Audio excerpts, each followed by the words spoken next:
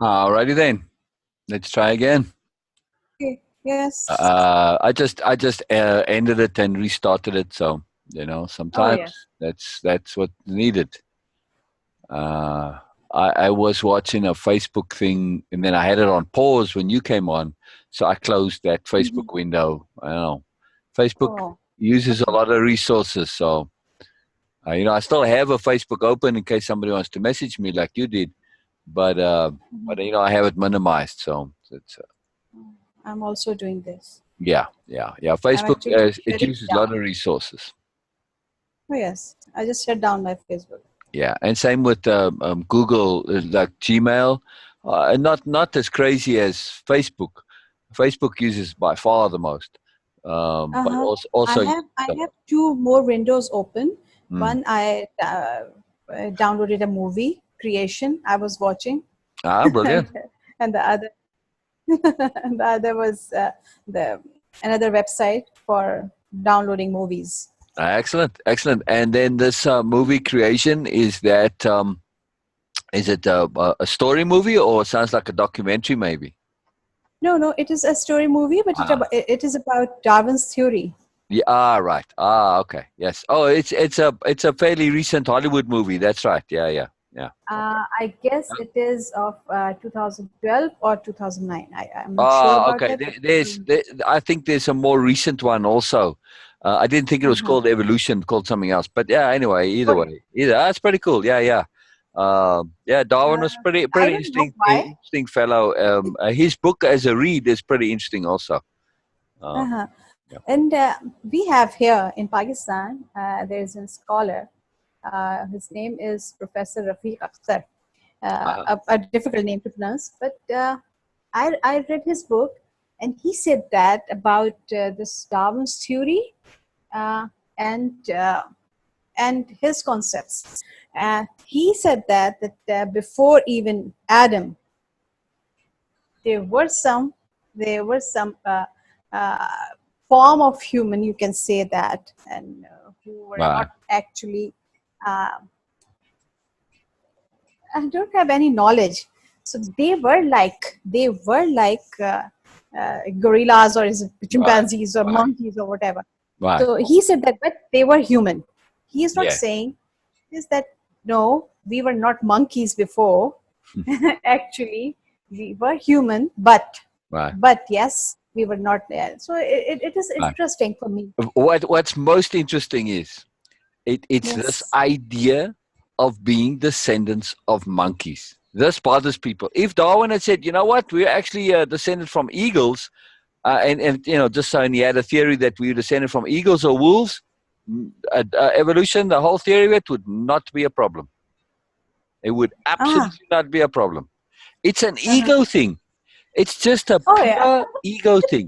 Oh, we descended from monkeys. You're not descended from monkeys for heaven's sake. You got as much DNA as, yes, okay, your DNA does overlap. But the difference between the DNA between you and the plant is like 3 or 4%, and with the chimpanzee, it's like 1 or 2%. I forget the exact percentages, but it's very Okay. close to most living things out there have similar DNA. It's just Uh-huh. slightly closer to not monkeys or chimpanzees, but primates. That's the collective term for Okay. gorillas, chimpanzees, orangutans, all of them. Monkeys Okay. actually are a next step downward. Primates are different to monkeys. The monkeys don't actually Okay. technically fall into primates category. So people don't even get that right. But still, the idea of being descendant from a monkey, this is just the problem with evolution. And it's one of the reasons why people are against climate change in a roundabout Ah. way. Right. I explain. It's not that they're against climate change itself, they're against science, because Ah. science, especially complicated long-term science that doesn't give you immediate answers, look like climate change. You can't see, you can't feel that it's hotter globally, because if there's a 1% increase in global climate change, that's huge on a world stage, on average.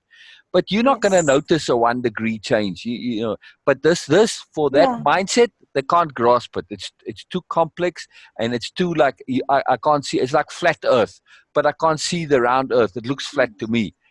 It's that same logic. So they're against the climate change because they're against science. And the reason they're against science is because they want to disprove this theory of being descended from monkeys so badly. They can't stand it. It bothers their self-importance like nothing else.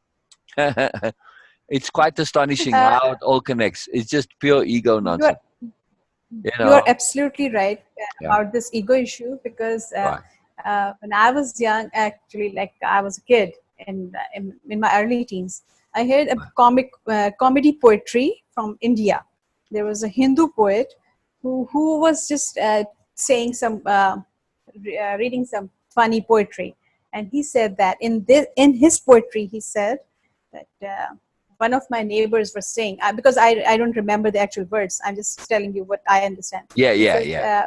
one of my neighbors came to me, and he was trying to be very intellectual and very knowledgeable. So he said to me, don't you know, Mr. Mishra, that our forefathers were monkeys, so according to Darwin's. And he just said that my forefathers were Mishras, you must be monkeys.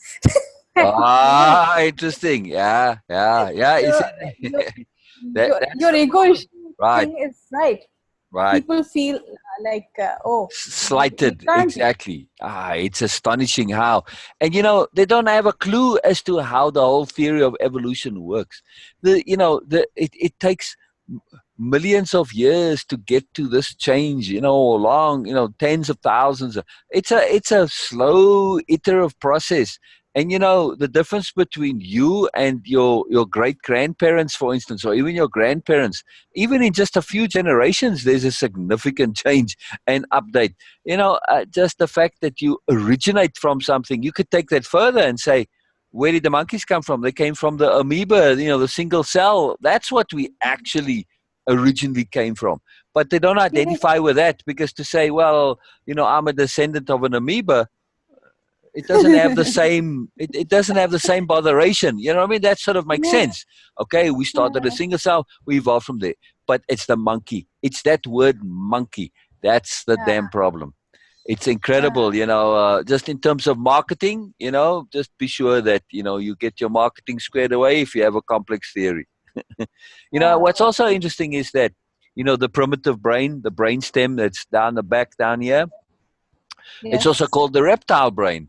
Now, I'm not sure on the details on it, but I do believe that it's because that we have so much in common with reptiles as well. And that particular brain is called the reptile brain because it's more of a hangover from our days as a reptile, not as our days as a primate or, as a humanoid. Because between primates and what we are now, there's all sorts of different variations, like the Neanderthals, and then the I forget what they call the names, but like pro-human, in between the Yes. primates and humans, there's a whole bunch of different variations that come from. So it's the whole thing. It's just complexity, and it's very important to pay attention to how people do not like complexity. They don't really understand. They grasp an idea because of what they've heard.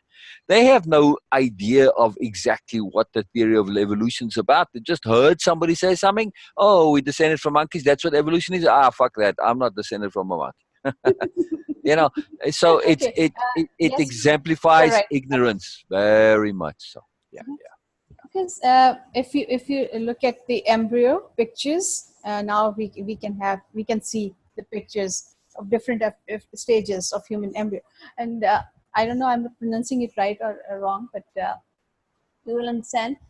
At some stages, early stages, it looks like a lizard or a reptile. Yeah, They look like, exactly. Exactly. yeah, Exactly. yeah. Exactly. Yeah, and yeah. in Quran, if I'm remembering it right, it says that why human feel so arrogant and so much pride in himself or herself, as they should know they born from the buzzing water and dirt or soil, something like that.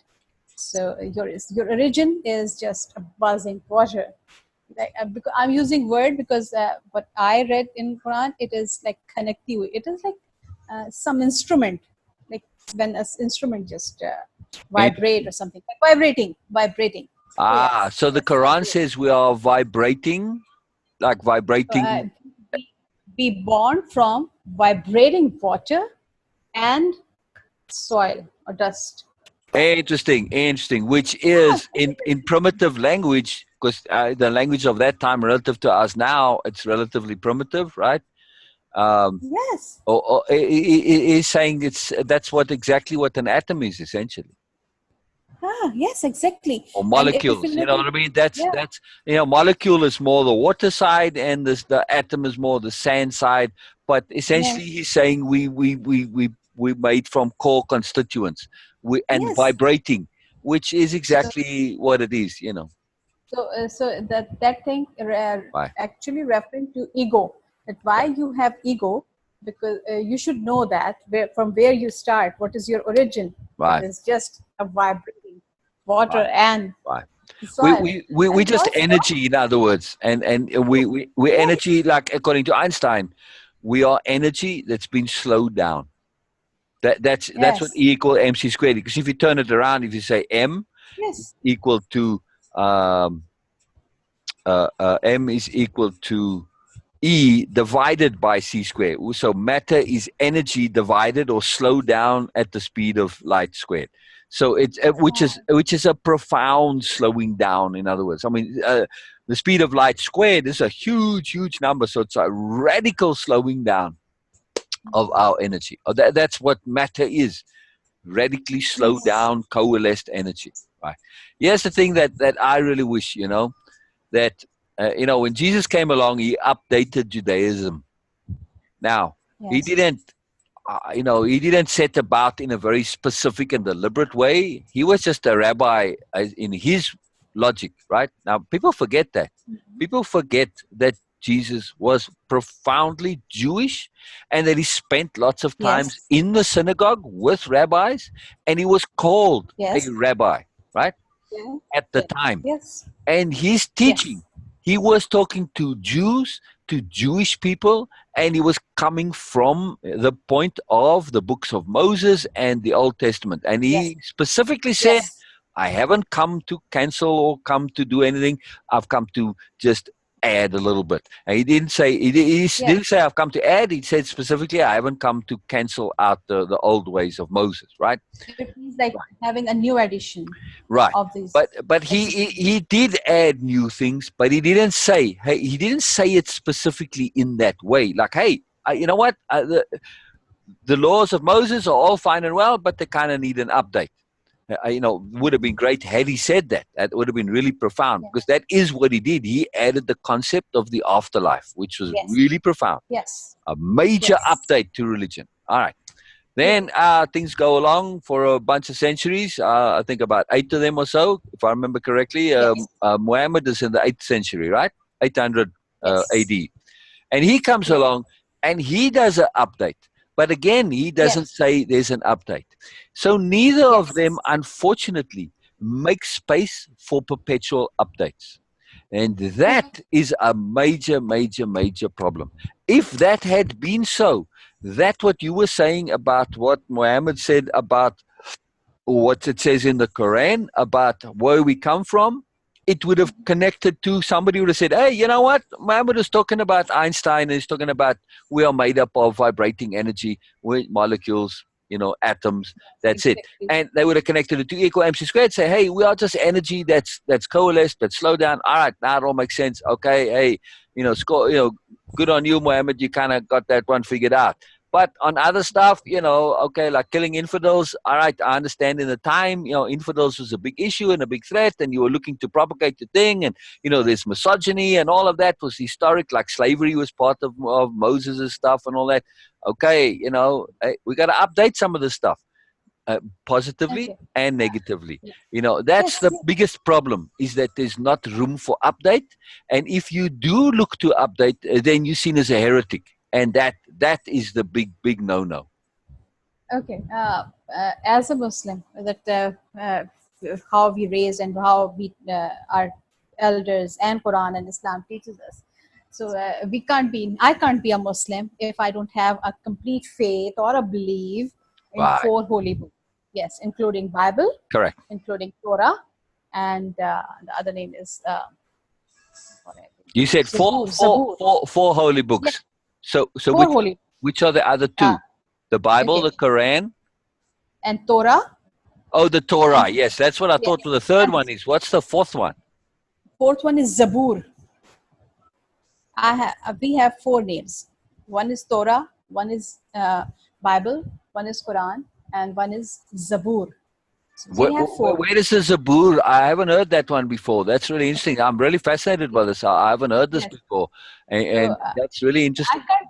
I can't be a Muslim if I don't have a belief that these were 4 holy books, and Right.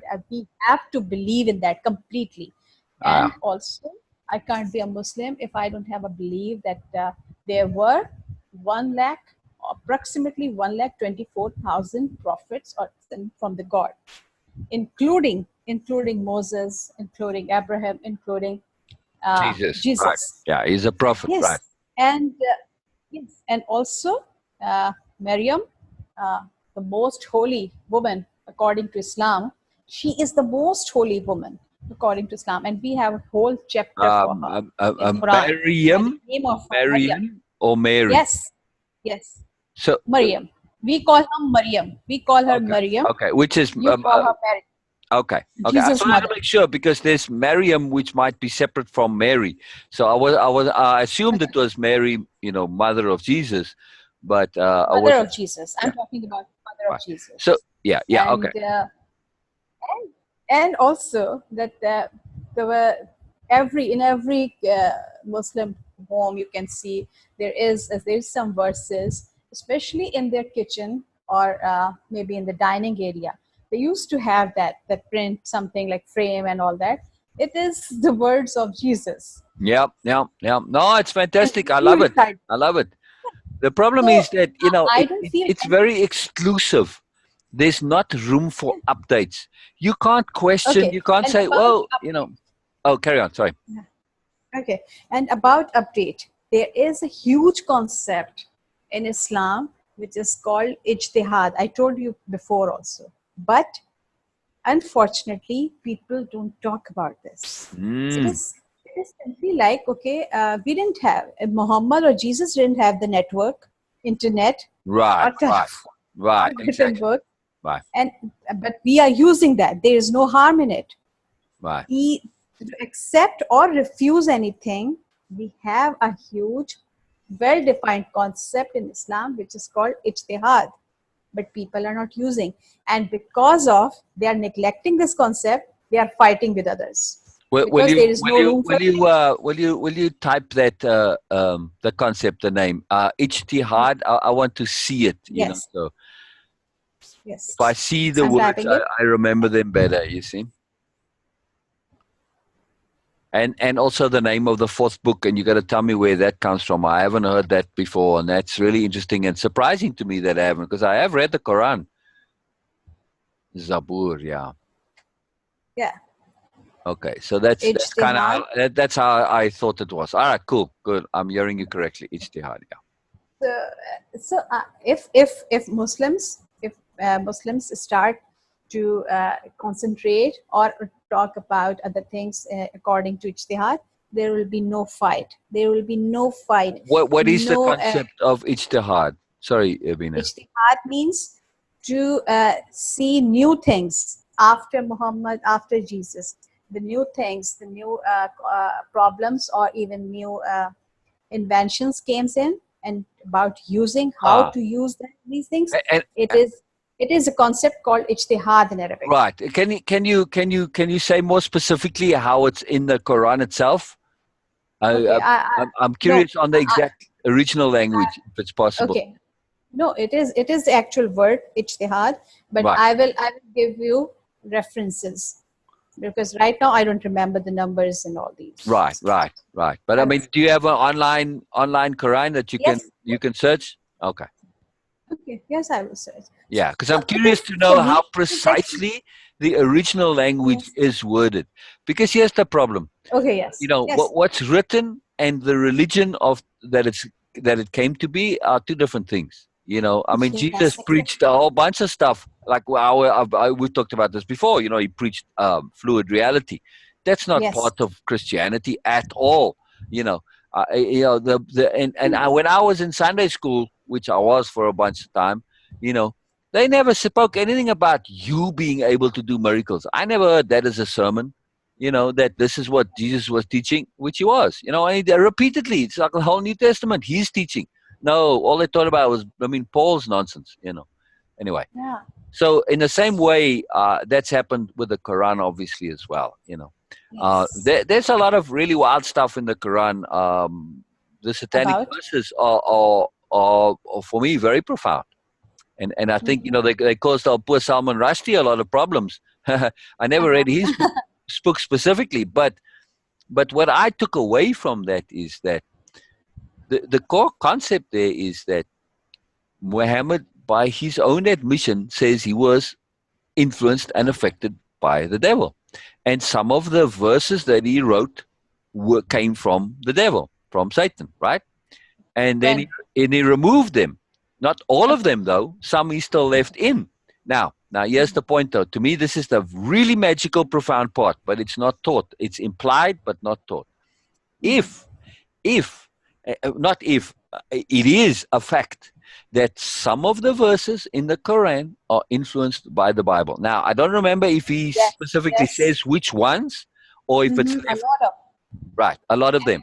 Right. A lot of. Right, but Yes. now I'm not sure if he specifically identifies which ones precisely. I don't remember seeing that in the Quran when I read it. But nonetheless, No, we have. he Yes. didn't specifically identify, right? Who? Muhammad, did he specifically Yes. say which Yes. ones? Yes. Yes. He Yes. He did. mentioned. Okay, but Yes. here's the point, though. The fact that he points out that those are influenced by Satan and he leaves them in. What other verses could also be influenced by Satan that he doesn't say are, and maybe that he's not aware are, and just doesn't know that they were influenced by Satan? In other words, this is profound to me.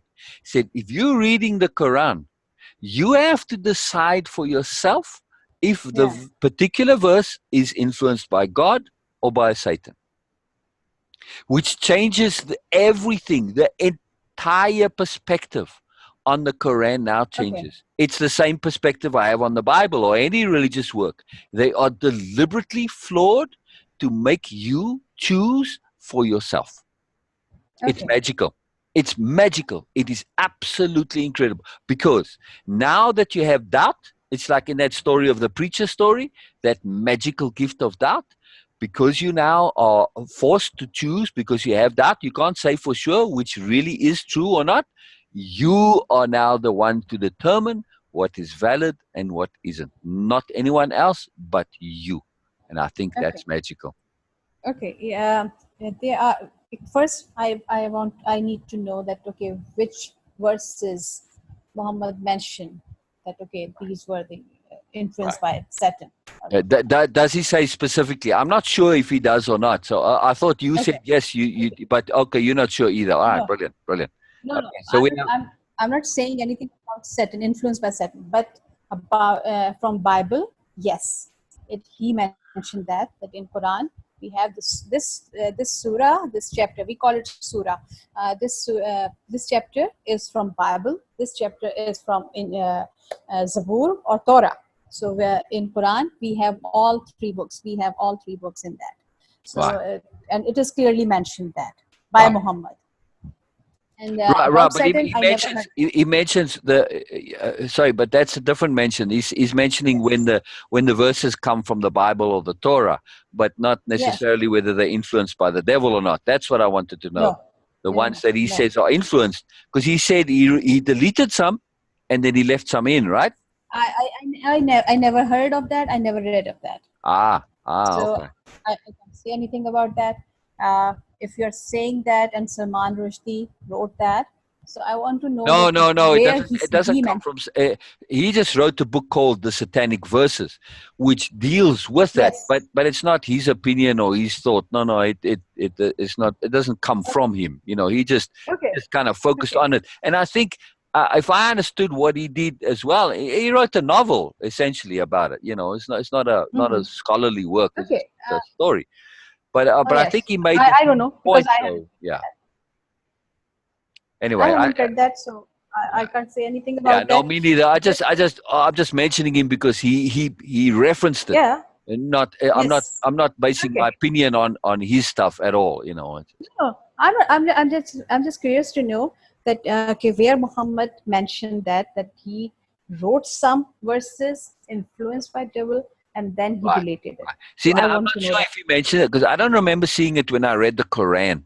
So it Okay. might be in some of his other writings. You know, that Okay. non-Quran stuff. I don't know. So uh, Okay. yeah.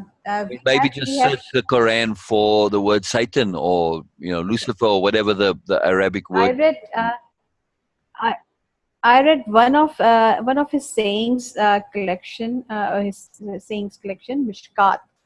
The series of 7 or 5 books is called Mishkat, and these are hadiths saying of Prophet Muhammad. So in that book, I haven't read anything about that, but Yeah, yes, it's unlikely to be in a book like that. Yeah, yeah. yes, yes. But one of my astrologer teacher, he said to me that in the era of Abbasis in Iran, there were some people who added few like Yeah, more than 80 sayings yeah, in yeah, yeah, hadith, like in hadith that things. yeah. So now Muslims are following that. Muslims are following that, and someone, I don't know who it was, but someone just added few things in hadith, like in the Muhammad sayings. Right, So right. And Muslims are yeah, following. right, So it could be the right, situation. Okay, right. yes, Yeah, in no, it's very Hadith. interesting. I mean, I've always been curious about that for more detail. Now, I do know very specifically in the Bible, Jesus has his interaction with the devil when he's out in the desert, right? He's 40 days and 40 nights Mhm. in the desert. And, he's tempted and he has a big conversation and interaction with the devil. So, all right. Yeah, it is really interesting because Right. I really don't understand why Jews or Christians or Muslims they are fighting for, because they don't have anything to Exactly. actually really Exactly. fight for. Because these Well, three, for the Jews relative to the Christians, this I can yeah. point out the difference, right? Because Jesus claimed to be the Savior, Mhm. right? And the Jews say no, he's a false Savior, right? He claimed to be the Son of God, the one prophesied, and he did a lot of things very specifically to fulfill the prophecies. Like when he came to Jerusalem and he rode in on a donkey, he specifically chose a donkey, and he specifically said so that he can fulfill the prophecies. All right, but the Jews Mhm. say no.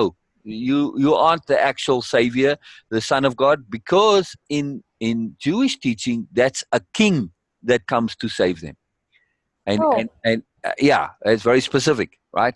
And this is this magical king, savior, son of God, that's going to come to save them, and this is a big deal.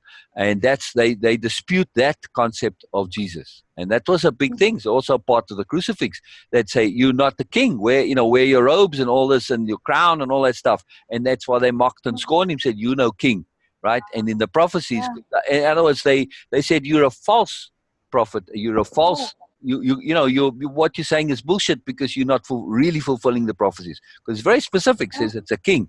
So that's Uh-huh. part of the reason for the crucifixion, so that part of the proof that he's false. So that's why the difference between Christianity and Judaism. Okay. Judaism doesn't accept Jesus as the savior, because the Oh. savior is more specific. Yeah, so to them Mhm. the savior is still coming. Oh, okay. Yeah, yeah, In Islam, we don't call Jesus Son of God. We say that exactly. That's He how is he's a prophet. he is a spirit of God. No, Correct. we have a specific name Ah, like Ruhullah in Quran. There's name specific name for Jesus. Ruhullah like means Allah's Spirit of spirit, Allah. Yeah, the nice. spirit of God. Yeah. So we don't say that Right. he was a son of God. No, Right. he is Right. not. But Right. he is a spirit of God. Right. Well, I He, like that. You see, what Muhammad did there was very diplomatic. He kind of yeah. basically solved that problem of And between the Jews and the Christians by saying, okay, you're kind of in between somewhere. And also by, and for the also, most part, yeah, he's referred to as a prophet, in the same way of as course the he is a prophet prophet. Moses. Right. So by saying Of he's a prophet, course, right, by saying he's a and prophet, also and also a spirit of God. right. But by saying he's a prophet, it's also very diplomatic. It also solves the problem a lot because the prophets, a Yeah. lot of them were a little weird. They were kind of out there. Look at John the Baptist. Yeah. He was kind of a Yeah. wild man and all that. So the prophets typically they're different and they So unorthodox and all that. So, okay, that makes him acceptable. I think that was very not diplomatic acceptable. of, yeah, Not acceptable. He is like you can say that according to Islam, he is second to Muhammad because Islam is all about Muhammad's correct, teaching. correct, So he is because Muhammad right, always right, discuss about Jesus yeah, as his brother. He says that he just did that. He right, is the right, spirit of God. He is the prophet, and he will come back also yeah, because.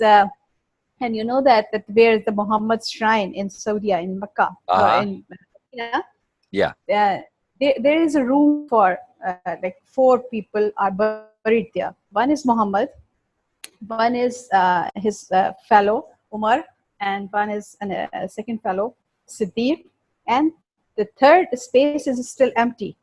for And Jesus. Interesting. for Jesus, yes, for Interesting. Jesus, and Interesting. every Muslim is waiting that okay, when he will descend it again back to earth, we will follow him, and all Muslims should and must, and all these things like for them, they will follow because they can't be Muslim if they don't believe in Jesus. Right, right. So for It's very Muslims, powerful. Right, yeah, it is really right. interesting. But I'm what not I'm not saying I'm anything looking about, at the thing from a slightly different context. When we perspective yeah, shift slightly and we look at Muhammad's diplomacy, because he yes, would have been aware of the conflicts. Because by the 8th century already, the Jew yeah, Christian yeah, divide was something pronounced, and yeah, Christianity was formulated then. In the very beginning days, in the first couple of centuries, there wasn't really such a thing as Christianity. They were followers of Jesus, but they didn't yes, really start. Christianity came later. So, but yes, he would have been acutely aware of that, and he looked to make resolve these differences and have it where it's like, okay, I've got this new religion and everybody works together and everybody's all happy, and uh, so yes, there's harmony. You can see that comes through. And when we look at the writings of all scripture, when we look at yeah, them as contextual in the time, as time mhm, specific to the cultures of the times, then we yes, start to see a lot. For instance, when you look at Moses and what he wrote, and understand that he's dealing with a slave culture, which is a very different mhm. culture, very different mindset, right? Yes, And yes, absolutely. obedience is the big issue for slaves, right? That's what they known all their lives. So it's a Yes, very obedient, strict culture. Because also, if you actually have dealt with people who have come from such a psychology and now suddenly they liberated, they kind of run wild if they don't have yes, structure and order, right? They go yes, from one yes, extreme to the other, right? You see it yes. in Africa when the countries gained independence, Exactly, and exactly. also in the Yes, East, when they gained independence, people kind of went a little bit crazy, right? yes, So, in the exactly. same way, what was Muhammad dealing with? He was dealing with essentially the Bedouin culture, a very dispersed culture, a very nomadic culture, a very independently orientated culture, and also a very unsophisticated culture, right? and very Yes. unsophisticated at the time, which is why the sanitary, all the things with all the sanitary specifications and all of that, and also the praying 5 times a day. It's a very disciplined thing because these are people who are just doing their own thing. They're out there, very undisciplined, and also very unsanitary. So Yes. when you look Yes. at, and now when you look at that, it makes sense. When you look at those, oh well, you can clearly see the influence of the times. But when you look at the deeper psychological, more spiritual things, you also see how much of the teachings are geared towards the particularness of the times. And it's very powerful to look at the writings that way. If you read the Bible as a book from one end to the other in one go, and I've done that twice, you see how this transformation, because the Bible isn't written all in one time, like Muhammad's, like the Quran is, it's written over centuries. You see how this continual updating happens in the individual books, but they don't really specify it, you know what I mean? But there is this, and it's not very conscious. Damn it. Oh, hello me. Hey, my one eye's blue, my one eye's green. Huh. That's pretty interesting. Well, it certainly looks that way. Hmm. I'll ask Beena.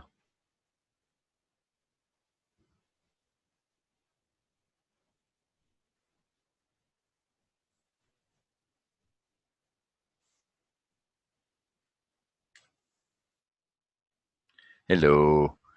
Hello. That's what that little sound, when you join the little ding ding, it sounds like hello. Ah. Oh, So I yeah, miss so that. I was just saying, when Carry we on. look at things contextually as they're written for the times, and the same applies to the Bhagavad Gita and all of this, you Yes. really see how the the psychology of the times, the culture, how that influences the writings. And it's really powerful because now it's sort of, we say, hey, you know what, there's a lot of stuff that was written that's appropriate for the time, but, and the underlying understanding, like you said, it's all about Muhammad.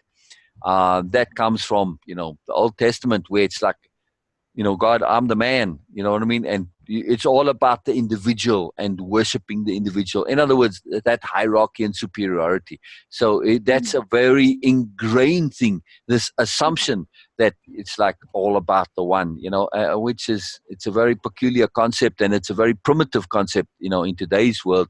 Well, it's still prevalent in today's world, Yeah. but it's still also prevalent because it comes from primitiveness. It comes from, if you look and like, lions or zebra or horses or any pack animal, there's hierarchy. And there's always the one dominant, the alpha male, and in the hyenas, interestingly enough, it's the alpha female. Very few Ah, yes. people know that, right? With hyenas, it's Yes. reversed in hyenas. But still, it's the same thing. It's just all superiority. So this is still in people. It's, and you see it very much in, how it's all about just the one. It's that same logic, and it's a ridiculous logic, because when you need to shift and say, hey, we are stronger as a unit, as a team, when we collaborate, not when we're obedient and we are just following things because they, in those things, it's one person, and you're dependent on the sensibility of one individual, which is kind of weak, whereas when you collaborate, you now multiplying everybody's sensibility and you get more. So anyway, I Yes. digress. I Yes, you're right. digress a little bit. No. It's perfectly fine because I'm really interested in that, and Yeah. there is a new concept for me, and Right. that I just love that. Yeah. But It's very when you say that, yeah, right. but I feel that sometimes it is not really necessary that okay, uh, everybody in any specific culture or any nation or race or something, everybody just got a knowledge or enlightenment of everything. So it happens with there is always someone, only one or two, or a group of limited people who get that knowledge, get that awareness, Right. and then they try to spread this awareness. Right. So Exactly. it always happens. It is kind of natural. No, Exactly. any culture or nation or race, not everybody is on at same level of awareness. So there were always, and there Correct. is still, there are Yes. there is Yes. still, there are people who are a bit more aware or ahead Yes. of, like they are ahead of time from Right. others, Right. and they are aware, so they spread this awareness. Right. So Right. same with the prophets, they were aware and they were spreading awareness. Right. Exactly. All right. So, So, here's something else that to keep in mind, because to me, everything is always course, right, or program. yes, yes, yes, To connect it to that, we perspective shifting to understand things in context. That's very important, right? yes, Like looking at how the teachings are specific to the context of the time, the culture, and the society, and the psychology, and all that, right? That's very helpful. In all yes, of these scriptures is profoundly helpful to see and understand that, because now we get to see that we see the flaws, and we see it's not this infallibility which it was believed to be at the time, right? That's step number one. We see the detriments, the obviousness, like for instance the promotion of slavery or misogyny and stuff like that, right? Which yes, today unacceptable, but then taken for granted, no problem, just was what it was, right? They didn't even question misogyny. It's so incredible. And it's obviously still very prevalent today. The other thing that's really useful is to understand and see that all of these scriptures, what they are promoting and promulgating is belief. They mhm, are giving you the answer, and they believe what they are sharing with you is the answer to life and everything. And here you go, I've given you the entirety, the answer to everything, and all you need to do is accept it and follow it, and that's it, and life is easy, no problem, right? mhm, That's what they are pushing, that they are giving you the solution to everything. And you not yes, to question. That's it. It's final, it's complete, it's absolute, that's it. No question. mhm, But what they are doing is actually counterproductive. And it won't actually work, because you're not giving somebody the tools to develop their own answers. You're giving them the answer themselves, which doesn't help. okay. You see what I'm saying? All of these things, they Yes, all do the same thing. They all try and tell you mhm, this is the answer. I'm abstracting now, obviously, looking from an overview perspective, which is what yes, we try and do as part of the way of impeccability. Look at things from overview perspective. That's where we get understanding, because we're all about awareness. Yeah, part of our impeccability, using our energy in the best possible way, is understanding how it all makes sense, which is it's all about the development and enhancement of awareness.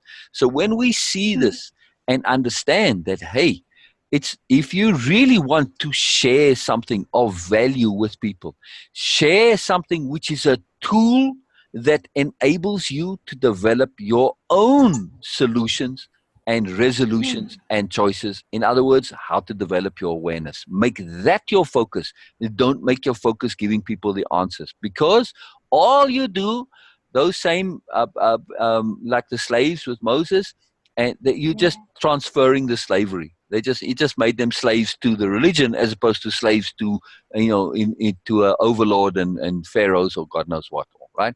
mhm, So mhm, and the same thing with Muhammad. Yes, he didn't really yeah, liberate the people; he enslaved them in a different way. Same thing. mhm, So mhm, yes, it brings benefit, but it's limited the benefit. It mhm, doesn't truly help people. It all keep those same people did that same mindset of just believing, that same basic root um, primitiveness of, and I say primitive, I mean unsophisticated. I should say that yes, same unsophisticatedness of mindset.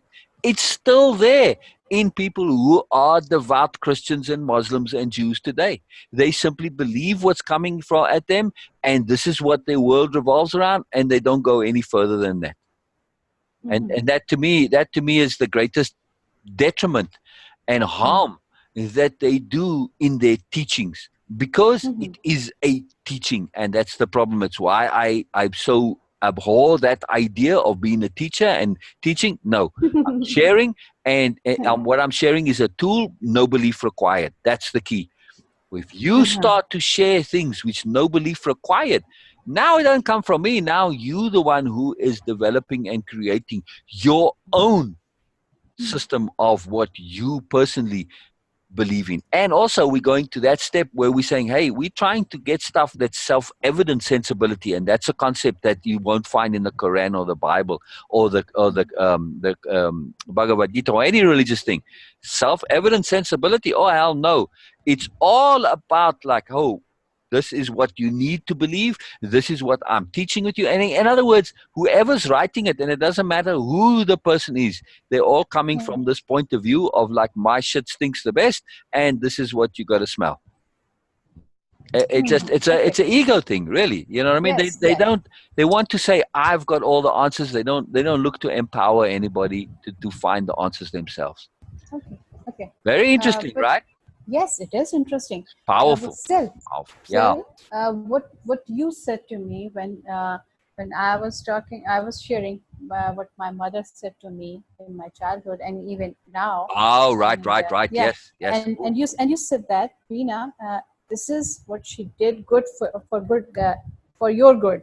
Okay? Yes. And she empowered you to focus on real things other than just superficial beauty and other stuff. Yes. And I believe that, yes. And I start, because I understand that, yes, it is, because she's my mother. And now when you were saying about Jesus or Moses or Muhammad or any other, like Ram, Krishna or anyone, these were the people who were dealing with humans who were actually on a very lower level of consciousness. Oh yeah. So they designed these things because it is like, okay, if you have a herd of goats, you need to control them. You need to discipline them. Otherwise, you will lose all those things. Yes. So their intent was good, and they know, because their followers or the people around them, their consciousness level was very low at that time. Yes. Like you mentioned sanitary, because we have a saying of Muhammad that, okay, 50% of Islam is about cleanliness. 50%. 50% of what is cleanliness? Of your iman or belief is about cleanliness. Right. Yeah. So, and you know that the Muslims are really, really conscious about these things. Correct. And I was reading a book, and a writer mentioned that urine is like 70 or maybe, I don't know, more times potent than the blood. And you can smell people, animals and other stuffs can smell these things more than blood, because human blood is really potent. But I guess it was 70%. Urine is 70%. Just assume that, okay? 70% more potent than human blood. So if we have urine on our bodies and we are carrying it, so it is more likely we have lower vibration, and we will not be in that state of mind. So this is all about that. Right. And I don't know. In my family, people were like, "Oh, it's haram. Wow, oh, come on."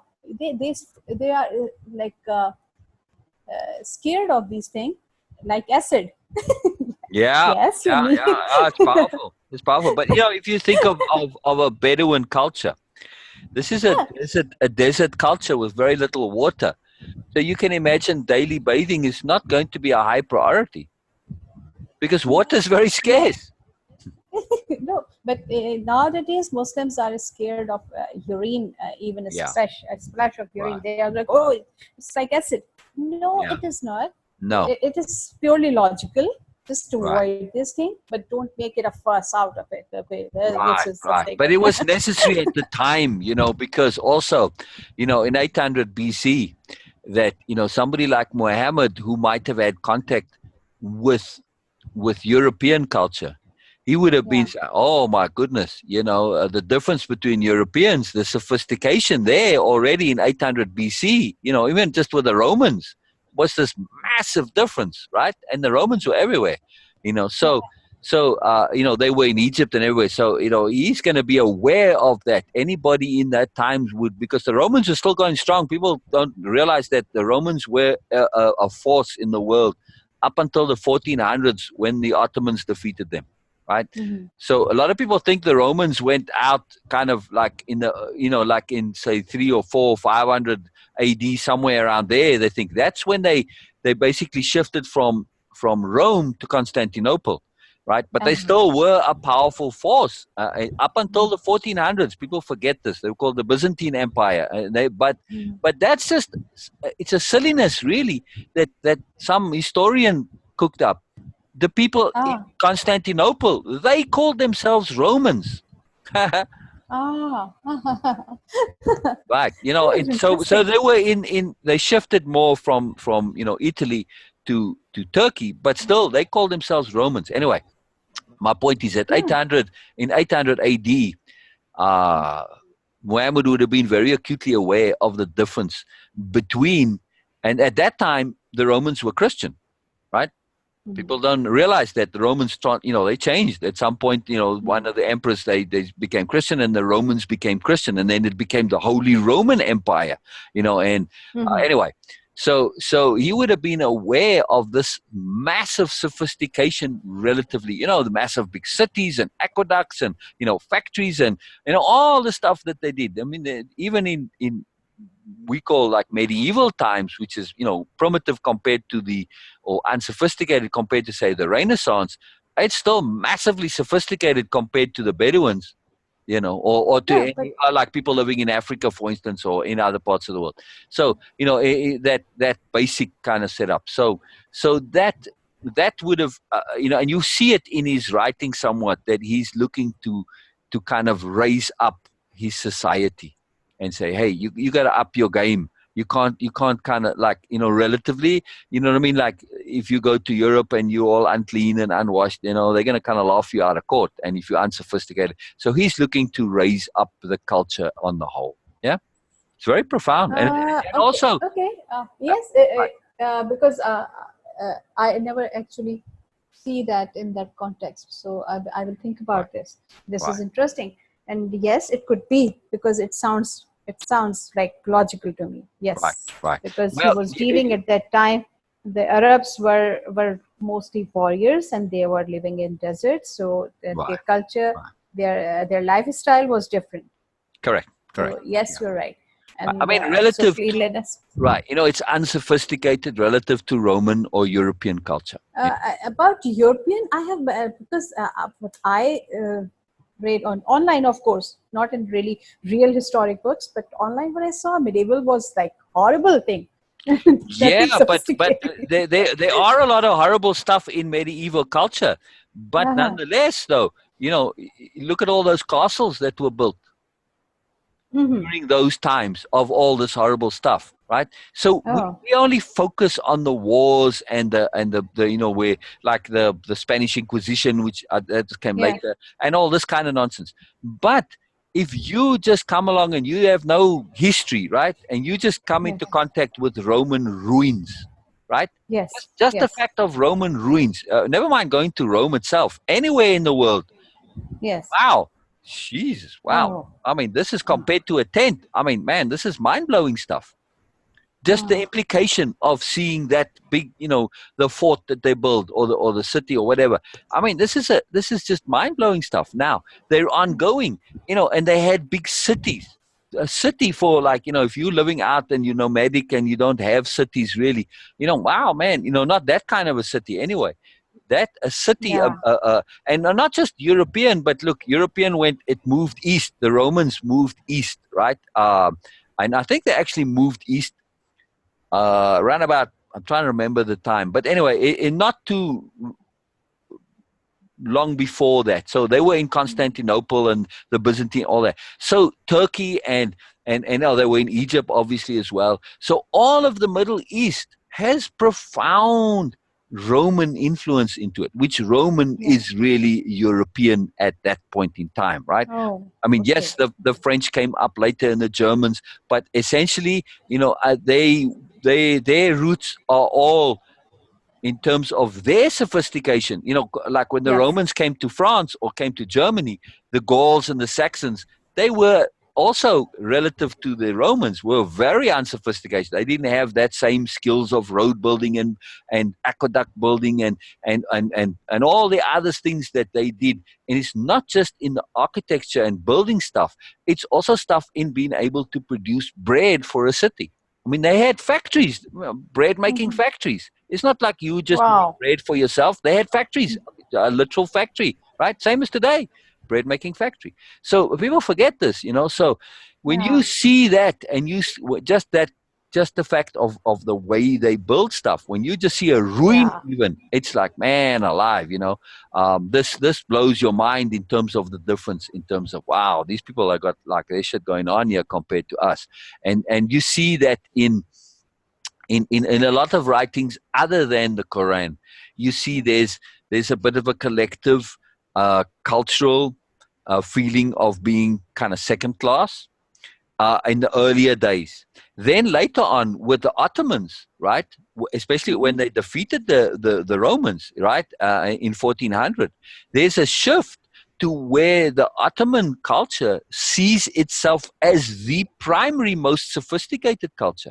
And that's also a time period where the Muslim culture and Arabic culture in general is very sophisticated. Then they come up with science and math and all of this, and they're scholars. It's a whole different culture to Muslim culture today.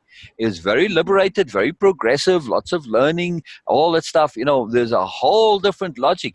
It was more around science back then, and they Yes. were the primary drivers of science and thought leaders and all this, the times Yes. of the Moors and all of that. The Moors, when they came to Spain, they updated Spain. No, they didn't get Yes. updated by Spain. So there's this big cultural shift.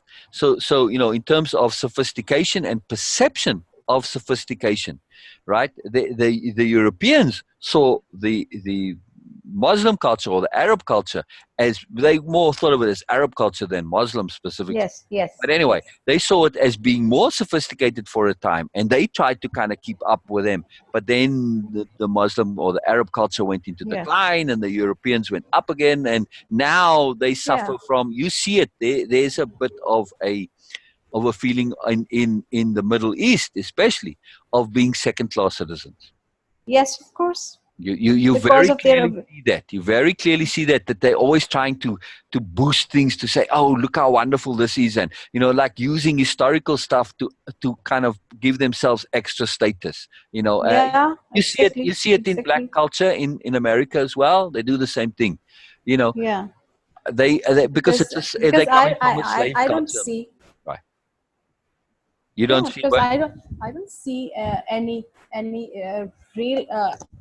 real intellectuals or um, scholars or scientists from Muslim side nowadays. Really No, few, no, because you as can't. compared to their population. That's just the problem. It's become so corrupted that if you don't follow Yeah. it's all about just basically believing without questioning, and you can't be a scholar. You can't say But anything because that means you're not a true believer. no, It's become all about belief, sadly, and not about learning and growing and no, updating. but still Yeah. there is one more thing again contradictory. Uh-huh. Uh, there are two verses in Quran. One is Qalu Samaina wa Atana, means we heard and we believe. Okay, and the other is in which Muhammad quote that Allah say that do I don't know the word for tafakkur in English. The word is in Arabic is tafakkur, like think, A king. deep, critical thinking. Critical Tafakkur. thinking. Yeah, Right. Yeah. tafakkur. And in Quran, I read that Allah invite people, just come and do the critical thinking on creations of Allah. So Excellent. if Excellent. Allah is inviting people to do critical thinking on his or its creations, how can a person be so dumb to just say that okay, I'm not asking any question. I cannot ask any question. I Right. can ask a question. I don't know. I'm not Right. just saying that it is. I'm not here to defend Right. anything. I'm Right. just asking you questions because you are giving me answer. So Right. this thing I read in Quran, both things. One is Qalu Samaina wa Atana, I heard and I believe. This thing also, and also that okay, come and try and do critical thinking, Right. do investigate, do research on Allah's creation, like the sky. Just Excellent. go Excellent. and Excellent. also about I read in Quran that Allah said that okay, we made you a privileged species, so all the creations, all the other Yeah. creations in the universe is for you to explore. Yes. Yes. Very powerful. But Very powerful. Yeah. yes, Yeah. this is what Yeah. I read. Right. Right. So Beena. if Allah is Yeah. not saying, why we are, even I'm just saying for myself, why I can be so dumb to just accept things without doing any critical Right. thinking or Right. research or all that. Like Right. I'm here and I'm discussing with you and I'm listening all these things. Even you Right. know that in other part, or like even in with my friends, if you just mention Salman Rushdie, they will say, "Oh my God, haram! No, no, no Right. discussion at all." Right. Right. So, I So don't know. here's the I don't difference. feel anything. I Yeah. don't feel anything because I'm here. I'm learning. Correct. So You have to be for open. learning, I need to know what other people are saying. Right. What's their opinion? What's their thoughts? Right. If you can't stand to be criticized, then Yes, then your whatever you are and your thing, it's got a problem. yes. No foundation. No foundation Or at you all. have no confidence in what you have if you can't stand to be criticized. I mean, that's just Yes. weak. It's a sign of weakness, not a sign of strength. What we are talking about, two different things. I have the same perspective on the Bible. I'm not as intimately familiar with the Quran, but I am with the Bible. Hey, Donna! Oh, Brilliant, brilliant. hi. We're discussing the Quran today, Donna. It's very exciting. So I was going to say that that um, I have an intimacy with the Bible as Donna has too. Yes. A little bit with the Quran, but I forget on the Quran. Anyway, I more No understand problem. Buddhist stuff than Hindu as well. By the way, anyway, I wanted to say what we are talking about. Two different things. There's the Bible, and then there's Christianity, right? And then Yes. there's the Quran, and then there's Islam. They're two different Yes. things, right? Yes. What is Yes. written in the Bible and in the Quran and what has become the religion, not the same thing at all. Are very different. Exactly. So, when Exactly. we actually take and look at the Bible with a critical eye and say, okay, some of the stuff is contextual to the times, and that's very important. Donna, we were saying, a lot of this is written for the people of the time and those followers of Jesus, of Moses. Moses was talking to a slave culture. So, and their focus is obedience. And without some sort of structure, if when you suddenly liberate people, they kind of go crazy, and then there's chaos essentially. So you can Yes. understand that need for strictness and rules and authority because dealing with a slave culture. And the same thing with Muhammad. He's dealing with a desert Bedouin culture who's also undisciplined, unsophisticated. Cleanliness not a big issue because they got limited water, all the stuff. So when you see it as contextually appropriate, it changes the whole perspective. But then also, there's a lot of good stuff in there that we can extract. But it has to be an issue of discernment, not an issue of belief. When we shift, and especially if I were to, like, for instance, go to kids and say, look, the way to approach these things is to come at these scriptures from the perspective of discernment, not belief. When you start to discern what's going on in these things and start to then you make your own decision as to where the value lies and see it in context, which is discernment also, you see the layeredness of it, then we can extract much value because there is much value in it, but we have to extract it. It's not there automatically. Yeah, what Yes. do you think, Donna? What's that? I say, what do you think I of the, agree. yeah, the need to extract it? But, Donna, hi. Hi. And what we were discussing, and I was saying that I read it Quran. Two things for a specific topic. What I remember, there must be a lot of things, but what I remember, there are two things, and they are quite contradictory for me because one is "Qalu samaina watana." I'm quoting the Arabic words. "Qalu samaina watana," like just listen and believe. We heard and we believe. And the other thing is, there is a whole universe, Allah's creation, for you to explore. It is like Allah is addressing humans, and they're saying to explore and do critical thinking and do research. I love that. I love that. If Allah is inviting people to do research, to do critical thinking, to explore, how can be that like people so dumb to just say that, hey, we just heard and we believe that? There is no like dumb belief in that. There's no dumb belief required. But as Sil mentioned, that Islam and Quran, they are two separate entities, and the Muslims are also, because they have a lot of things are from Arab culture, and they are, because Quran is in Arabic, so Muslims are following and accepting it as Islam. No, it was just an Arab culture. Right.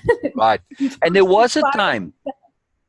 We were and just discussing this. Yes. Right. There was a time when that critical thinking was the primary focus of Arab culture, of Muslim culture. Right, where they were the thought leaders of the world, math and the concept of zero and all sorts of stuff came from that time, right? A lot of medicine stuff, all this. But then it went in decline when they started to see the power of the Christians. It became a power deal. And the Christians pushed this issue of you have to believe, and it's this and this only, and you can't believe everything else. And that's how Christianity got to be built, on this exclusively. You only believe in this or you're a heretic. And then that started to infect Muslim culture, and they shifted to that modality as well of getting followers. It's kind of the same logic today with Twitter and all this. Everybody's looking for followers. That same mindset of your power comes from your followers. It got co-opted by people in power, and they twisted the thing around to say, hey, you got to be a follower, and they used religion to get power, and then that got corrupted. So that's a pity. It's a pity. And when I just remember one thing, in Pakistan, near my city Karachi, we have a historic place called Mohenjo-daro and Harappa and Texla. There are three places. What I remember, I'm not sure about that. I'm just mentioning that they are like more than 5,000 years old, and an amazing civilization they have. They have proper drainage system and the storage system and the cultural center at the center of the city, and their jewelry and their dresses and everything. So it is really interesting that people were like more civilized when 5,000 years ago, better than 1,400 years back. It went up and it went down. It's very that area of the world. Northern India, Pakistan, that area of the world has of the oldest civilizations. Like if you also look at the oldest writings, actually, like spiritual the Vedas, which go back to like 10,000 years, which is really amazing. Yes. And people were doing critical thinking. They were doing research. And their intuition was also very strong because they didn't have any proper equipments like we have binoculars, we have telescopes, and we have microscopes, so we can see things. But they were doing all the things without. It is amazing. It's just, we all start from zero. And so, we have to understand that things can happen very quickly. If you go back even 100 years ago, pretty much you had, 200 years ago, it was a medieval culture, not wildly different. Horses were the principal means of transport. And electricity wasn't around. So we go from within the space of less than 100 years, you go from a horse culture to going to the moon. In less than 100 years. Oh, yes. Wow. So when we think of it that way, things can happen very quickly. Things can happen. It's really interesting. I mean, from the time they were on the moon, in other words, from 1869 to 1969. In 1869, there were no cars. Oh, but 100 years later, they were on the moon. So it's very profound how things shift. And likewise, in the context of us and change, right? Specifically, Donna, when we're talking about really profound life change, Donna's been changing like crazy, just every day updating. We Wow. can update and change very rapidly because of exponential change, right? Yep, for sure. How you feeling, Donna? How you feeling? We had such a magical chat last night. It was so magical. Yeah. Wasn't it though? Yeah, Yeah. it was. Yeah. Yeah. You look at So peace, what you but there's guys were something that you're discussing? thinking about. No, What there you really guys? isn't. I'm just listening. Everything's Ah, good. brilliant. What you guys were discussing?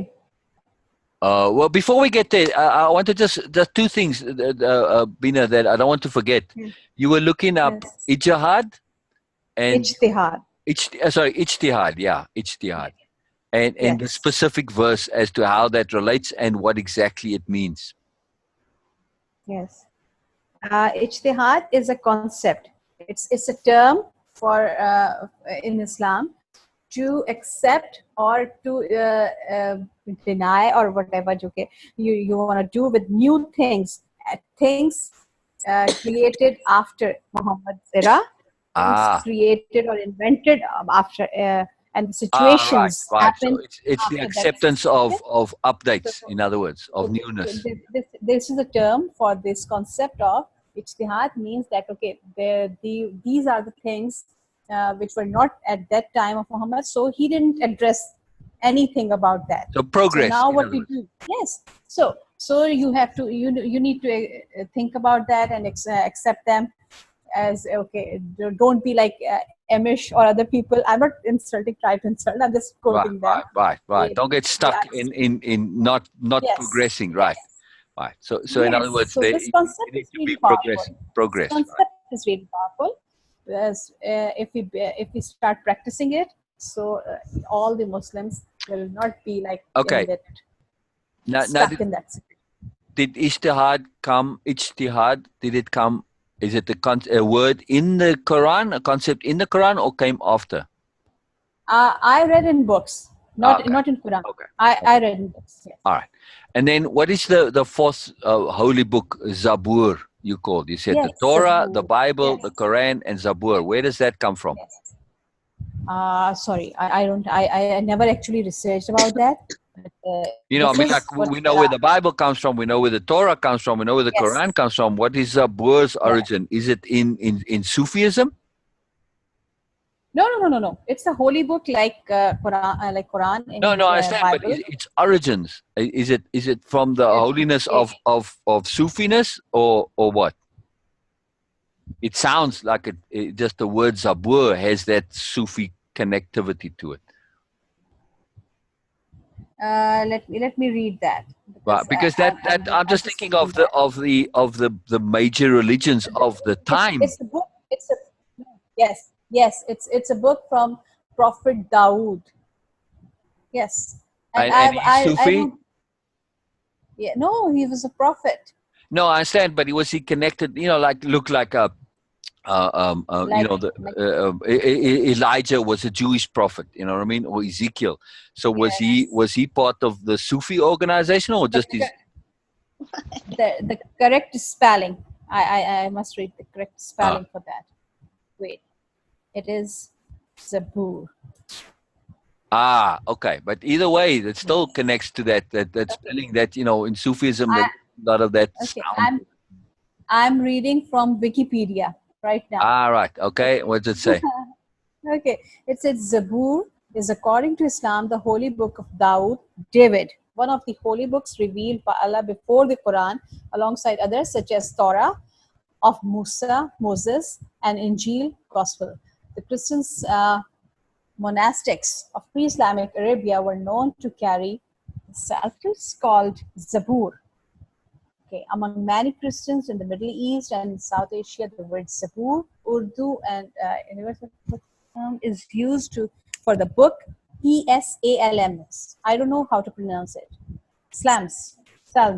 I don't know. Oh, Psalms. Yeah. Yeah. The P is Psalms in the silent. Bible. Yeah. Psalms. Yeah. Right. Psalms in the Bible.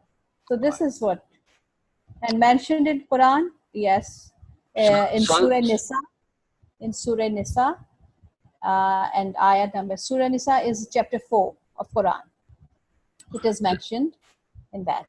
So are they saying the Zabur is like the book of Psalms? Because the book of Psalms is a book in the Old Testament, or it is the book of Psalms? It is the book of Psalms, because we Ah, have as individual the oh, book that's from interesting. So they're separating out, yes, Zabur is separating out the book of Psalms in the Bible, in the Old Testament, and it's making it yes. into its own separate thing. Ah, that's very So interesting. That's very interesting. according to the core beliefs from Islam, that every Muslim should believe in 4 holy books: Zabur, Torah, and Bible, and then Quran. Right, Quran is the last one, and the right. Zabur, and the Torah, and the Injil. We called it Injil, Bible, and so we have to believe in that, and we have to also, all Muslims must believe in 1,24,000, approximately 1,24,000 prophets. Very So, interesting. Very so interesting. I assume, I understand, but I understand that all the Ram and Christian and other Hindu gods are Right. also included in these things. So I Yes. never Yes. ever try to deny any miracle belongs to them, Right. any Right. story belongs to them. I always Right. respect them. They're I all always prophets. respect Right. them. Yes. Right. And like David and Moses and And Jesus Buddha, everybody. Yep. and yes, Buddha also. Right. Yes. Right. Right. So That's I very respect exciting. all of them. Right. Yeah. You Because know, for when me, you neither really are get weird. into detail, we start Yeah. to see things. It's perspective shifting. That's really what we're doing. We're looking at things. When you start to shift your perspective, you see things in Yes. context. It all makes sense. I'm curious though why this Zabur would separate out the book of Psalms from the Old Testament. At that time, it was already included in the Bible. Why make it a But separate thing? It's very okay. But fascinating. yes, because uh, Jesus was the second last prophet according to Islam, was the second last Right. prophet. But before him was Moses, and before Moses there was David.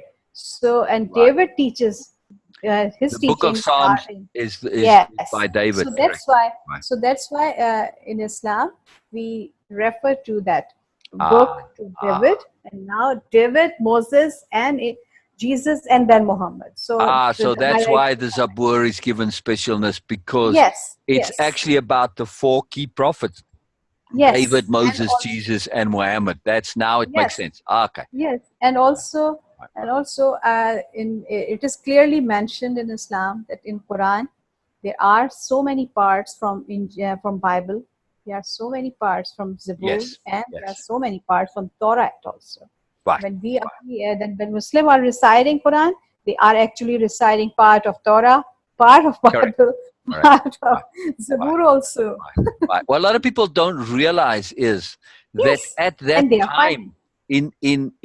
in Arabia in general, in the Middle Yes, East, Saudi Arabia, Egypt, Libya, yes, Syria or Palestine, although that whole region, that the mixture between Judaism and Christianity, it was very much, it wasn't as clear as it is today. It was very much of an overlap, and there were many sects and different stuff. So Muhammad came along and he kind of had all this influence, and he just kind of put it all together and tried to yes, make it into a unifying thing. It's really yes. powerful what he tried to do. He really tried to kind of Capital D diplomacy. yeah, exactly. That was his intent. And to stabilize things, to not have it be so fractured. He wanted to unify it all. He made a real effort to unify it all. So he succeeded to a large extent, you got to say. But his followers, majority of them are really stubborn, and they just have this Yeah, thing, and because make it it's a pride thing and an ego issue, and ego. just That's it. yes, Hierarchy. yes, Hierarchy. yes, That's what corrupts both Christianity and Muslim and or Hinduism. Same thing. The Buddhists, they tend to be not so much corrupted, but even when you look at the Buddhist religions, it becomes this whole thing about belief again. It's all right. about how much you Oh, believe, hi. and your value Sorry, is I determined saw by how someone much on you believe. Donna's. Say again, Beena. Hello.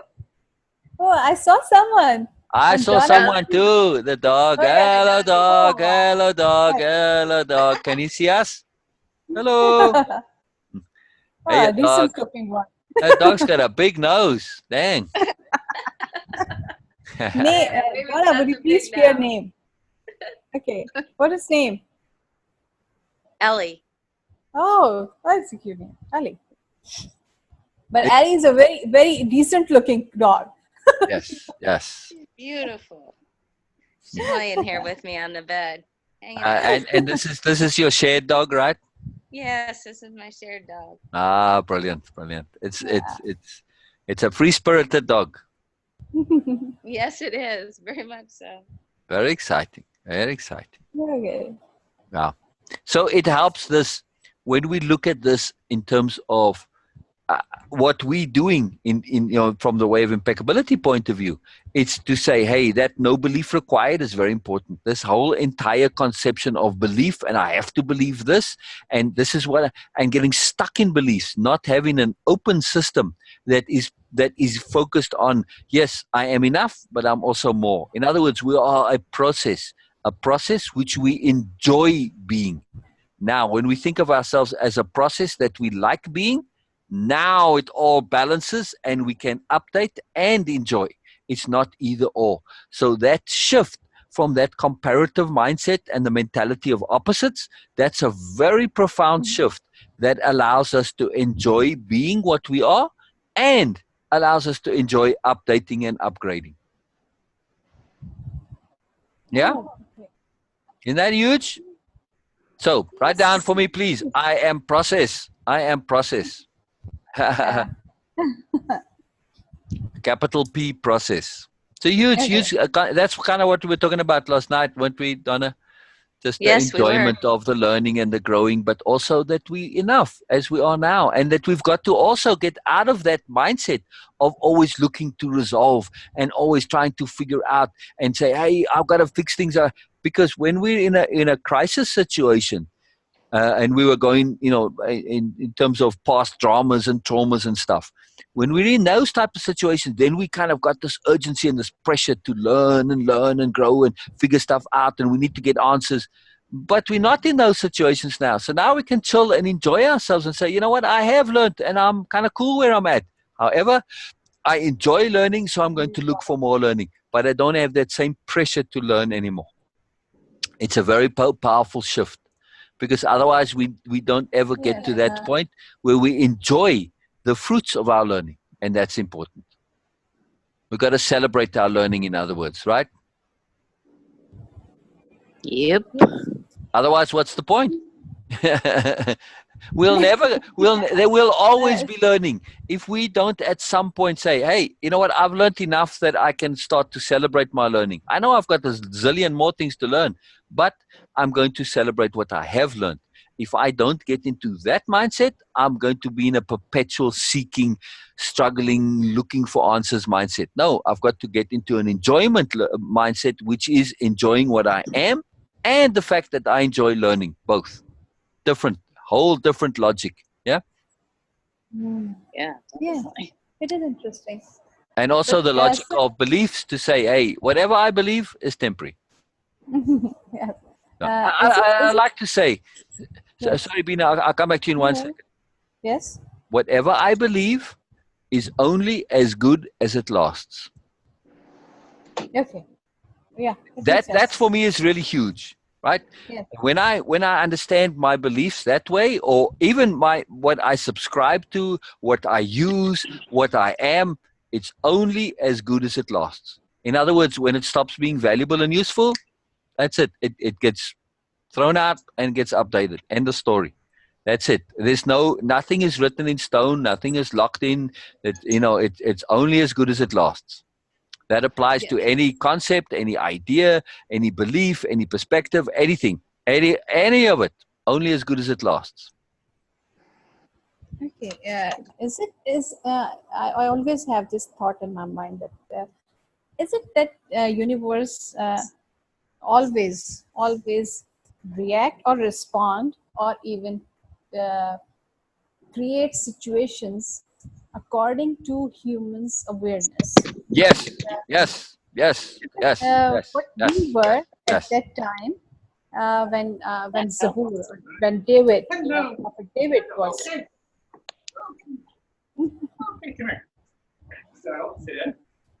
Hey, hello. We hear we hear, unless it's the dog speaking, but I don't know. I'll be right back. No problem. No problem. No problem. Okay. So, because what you said about Jesus and David, now we have David also and Moses. Right. At that time, they were dealing with slavery situation, or I don't know what Prophet Right. David was dealing with. So the teaching, so the scriptures were like universe were responding or teaching us according to our awareness. So now we are more aware. So we have more logical, analytical, intellectual answers from the universe, and because we are asking questions more logical. Before, humans' requirements or desires or even questions were at the level of miracles. So they have miracles. Yeah. Like suddenly the thunder came to the thing and boom, and Right. everything happened. Right. So it was universe responding to according to their awareness. Is it right? Yes. Okay. Sorry. I missed. I didn't hear some of what you said there, but I want to just say something really quickly in terms of the universe responding to awareness. Just Yes. that concept. If we think of the universe as the internet, okay, Okay. kind Yes. of like an organic internet, right? Yes. Same type of a concept, just more extensive than the internet. You know, it connects to everything. It's like a super internet, in other words. All right. Yes. But now we say, if we think of the universe as the super internet, and we also say, hang on a second, what if this super internet has an intent? What would that intent be? Spreading awareness. Exactly. So what that results in is that the universe is this giant mechanism which is absolutely solely geared to awareness, to the development, enhancement, growth, stimulation Yes. of awareness. It's all about awareness. It's a mechanism. And when we understand it's a mechanism, it changes. Yes, it's a mechanism that has an intent, but that doesn't matter. It doesn't make it any less of a mechanism. And this is a very profound shift because unfortunately, deity has become corrupted with the idea and the concept of superiority and hierarchy, which means that we see a deity, any kind of a god, in other words, a deity, we see Yeah. them as just a glorified personality, right? We Okay. see them as glorified individuals, and this Okay. is In other words. profoundly corrupting. Oh yeah. Oh yes. Okay. And that But comes if from the Greek gods, right? You know, they started this way back when, you know, and yes, there are other god concepts. And look, all of them that came look like when in the Old Testament, it's all about the one God and not many. And it's all about this primacy of the one God, and we made in his image. Basically, God is the superhuman.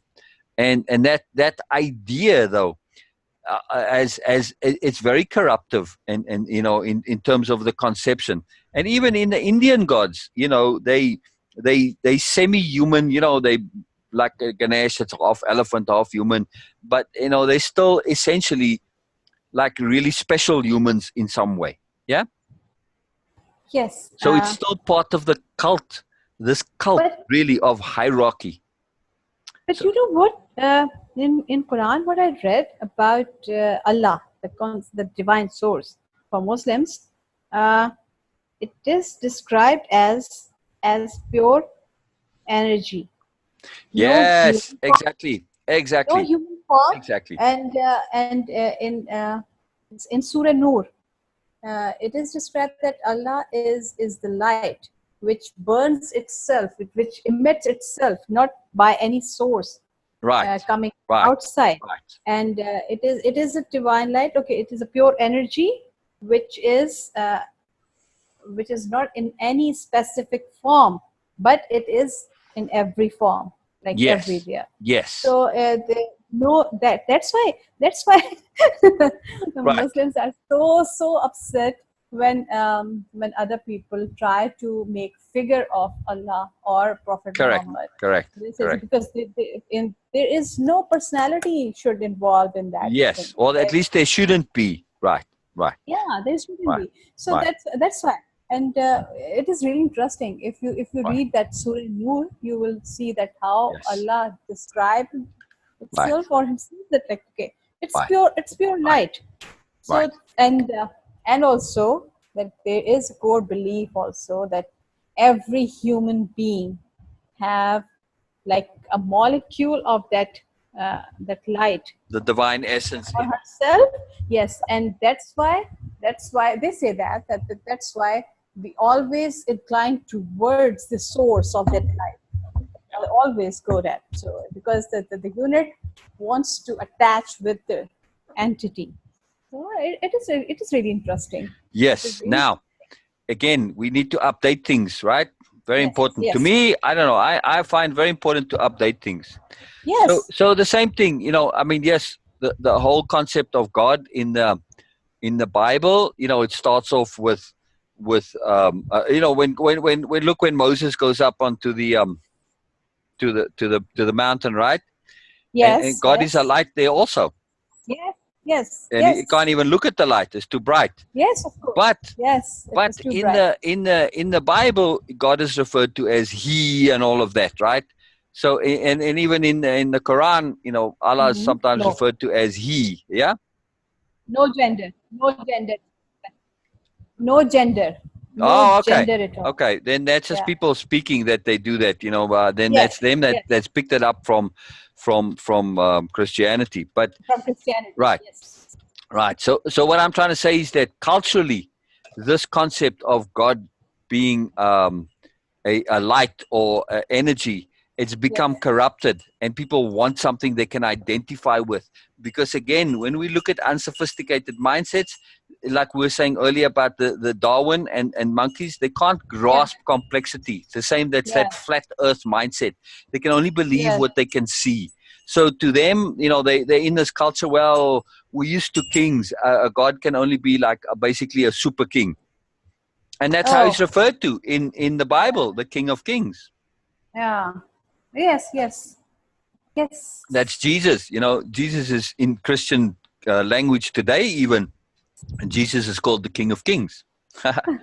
Yeah. But I'm just saying that we have to understand, unsophisticated step one. I call it step one psychology. That's it. They can only Oh think yes. one step. They can't think to two or three steps. That's it. It's just the obvious surface stuff, and that's it. That's as far as it can go.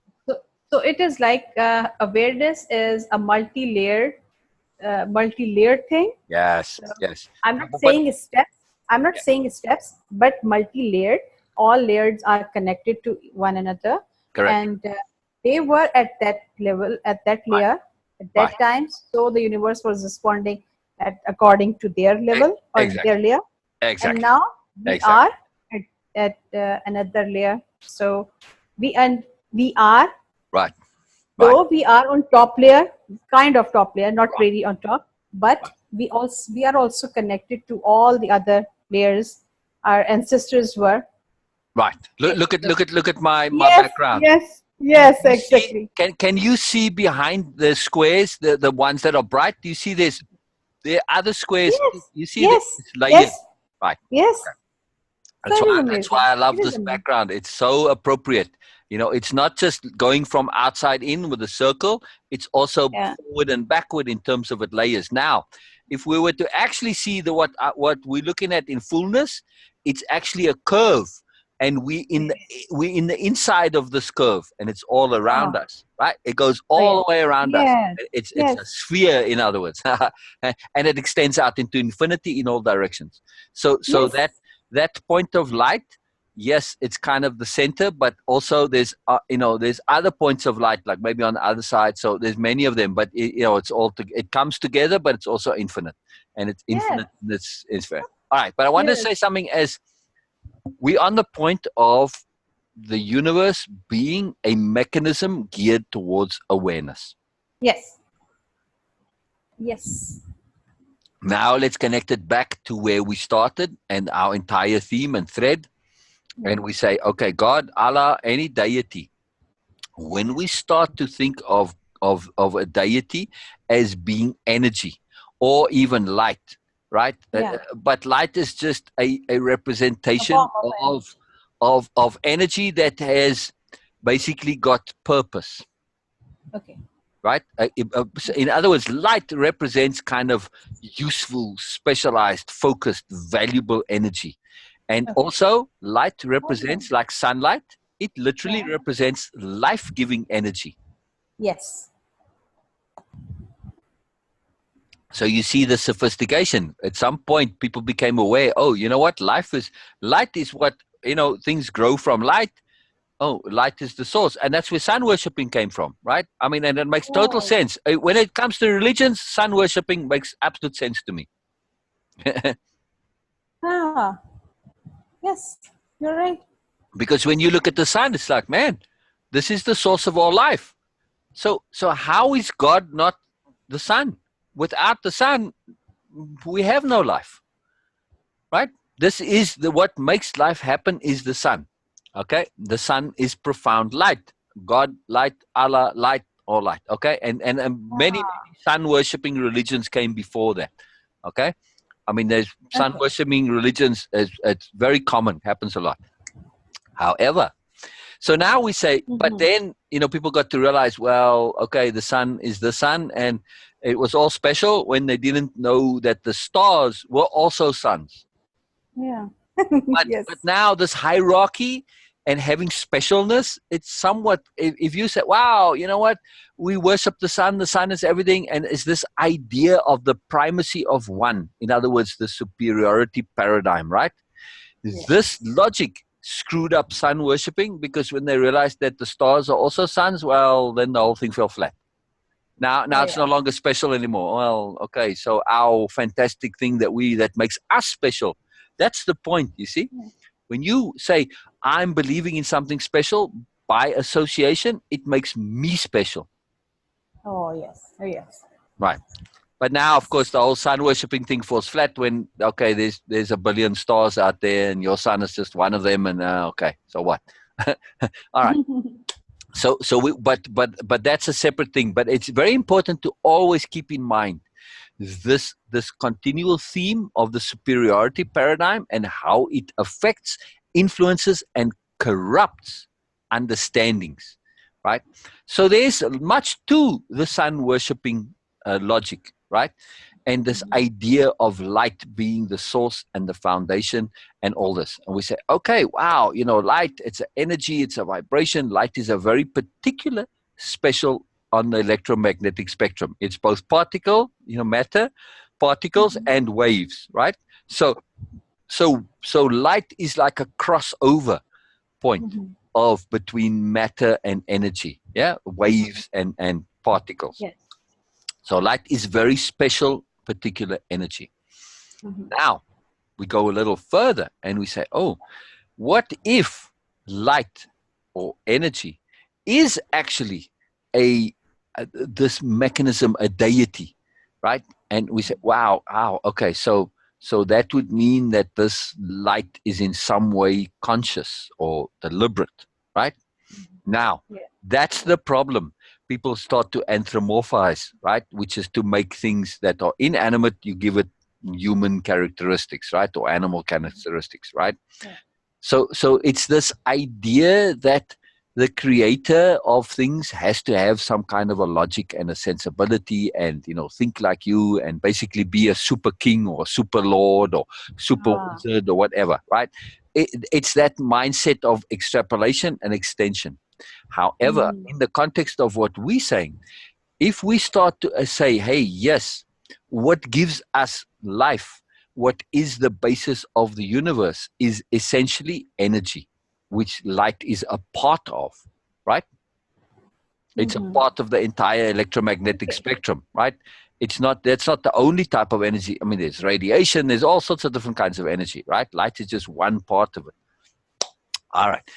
So what we are saying, though, is that when it comes to life, we are taking this energy and this energy has become focused. right? And that's resulted in us. So now we're assuming that the energy that we originate from, which essentially is sunlight, or it's not only sunlight, all the energies, we assuming that this sunlight, this energy has got some intelligence and focus and purpose. And that is an assumption. Yes. All right. However, when we we get a little bit further and we say, but you know what?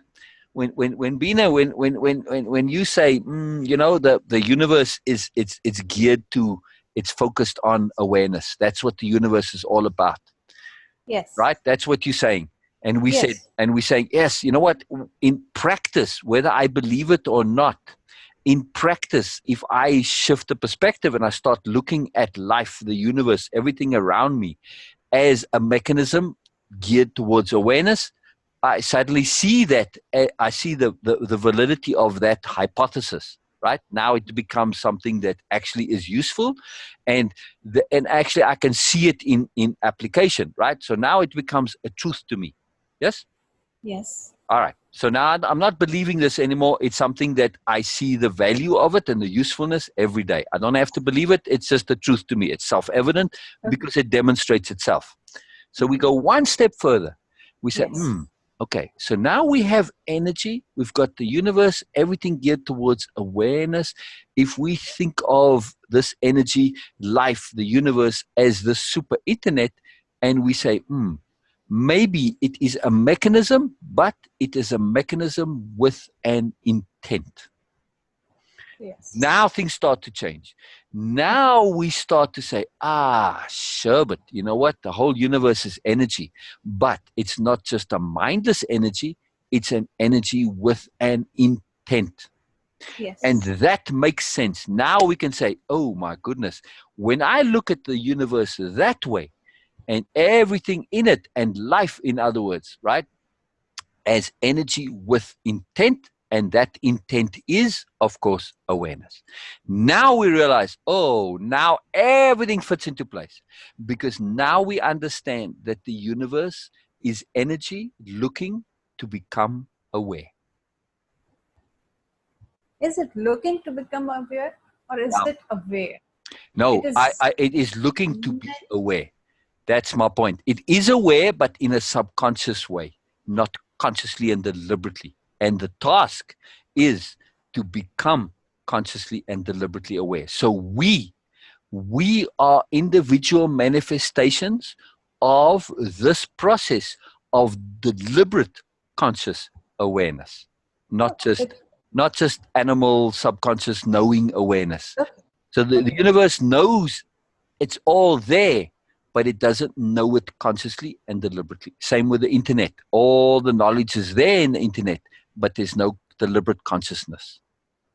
Okay, but still, when we say that the universe is to become aware, it includes not only human or animal, it includes everything, like all the planets. Correct. And Yes. all Yes. the Yes. entities. Yes. So, but the planets and the other things, awareness, is it also growing?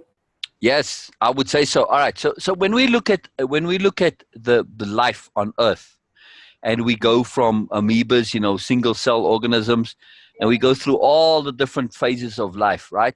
Even plants have an awareness of some kind. But are they growing their awareness, or are they? One would have to assume so. That we started with evolution, with Darwin. You see how it's all coming full circle now, right? So yes, we can say that, because how did plants come to have color, like flowers, for instance, to attract the bees? But this is what they were from the beginning, as far as we know. No, that's the point. They weren't that from the beginning. If you go back and look at the evolution of life, you go back, I don't know how many millions of years, or trillion years, or billion years. There were no flowers, there were no trees, there was nothing. There was just this pool and this amoeba. There was nothing really. And it started from that single cell amoeba, and that developed, and that started to have an intent to develop. And that intent is what led to more and more and more and more. And everything evolved from that single intent start of that shift to grow, to develop, to expand, which really is the intent to awareness. Or we call it awareness now. That's a sophistication. But in the early stages, it was the intent to be more, which really is the intent to survive longer than it is. That was the start. Oh, yes. So you know, the cell split, it propagated, it perpetuated itself. So it's not necessarily survival. It might simply have been the intent to not die, which isn't necessarily survival, just the intent to be more. Oh, yeah. But I mean, the intent, we call it survival, but it may have been an intent to be more, right? So either way, though, there's the what changed things was the introduction or the manifestation of intent combined with energy. Hey, Olivia, hello. Angel? Oh, Olivia just came in. She was out. Okay. So when we look at the things from this context, it now suddenly becomes very different, and we start to see things as an intent to One more thing. to evolve. In other words, which is when you take evolution to its ultimate, you get awareness, right? Okay. One more thing. Okay, this is what we were talking about: living things like plants and animals and molecules and humans. Okay. Now, what about other things like planet itself, planet Earth itself, sun, moon, Absolutely. and other planets? Why shouldn't they? Yeah. And okay, but we are assuming that the awareness is about becoming more, having more, Right. and not only to survive. Right. It doesn't have to be more. It simply is to be aware of oneself. It is to be able to enjoy oneself and to know what you are knowing deliberately. Okay, if I assume myself as sun, okay. If the sun is like in million years becoming aware of itself. Or wants to be. Right. Okay.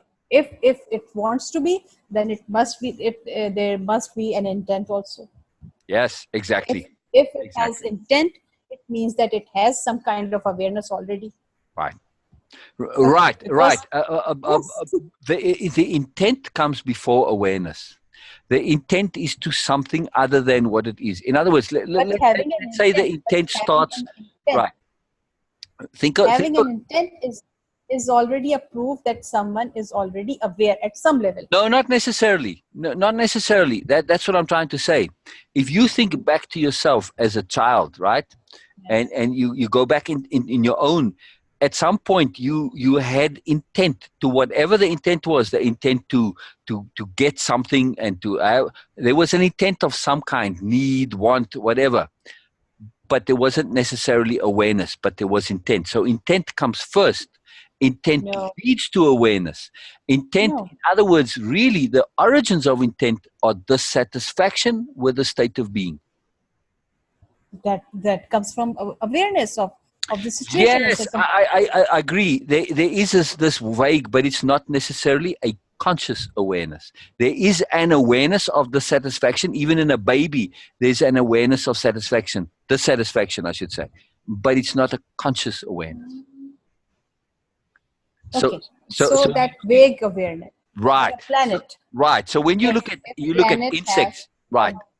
You look at plants, you look at insects. They have. I'm not talking about the living being. Right. Or even a planet. Right. We don't know. There's different. In the same way as we can't kind of grasp the awareness of a plant or a tree, they do have it. It's just very different. Right. And also, it's not necessarily a conscious, deliberate awareness. It might just be more of an emotional awareness, a feel awareness, right? Okay. And if a planet or if anything in the universe and everything, just assume that everything has some awareness, at least awareness of itself, of being. Right. Then they could have an intent also, because the awareness creates intent. And right. Or intent, it creates awareness. Right. Exactly. and Exactly. Yeah, then I this think the intent. intent comes first before the awareness, because especially when we talk about awareness, we have to be very careful here, because we are talking about awareness doesn't it doesn't have grades. So really what we should say, that early awareness, we should really call it subconscious awareness, because I think that's more where it's at, or even an unconscious awareness. It is an awareness, but it's very different to what what we typically think of as awareness, which we typically, when we say somebody has awareness, we're talking about Oh, conscious awareness, right? But a dog has awareness. They don't have conscious okay, awareness necessarily. okay. But this is something really really powerful for me, really profound for Yeah, me, it's huge. because It's huge. I really want to understand that if I'm not aware, if a thing or a human or a plant or animal didn't have any kind of awareness, it means Right, that right.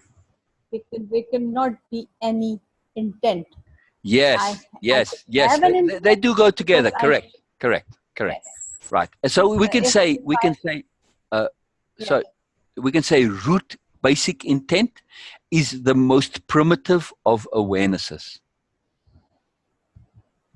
yes.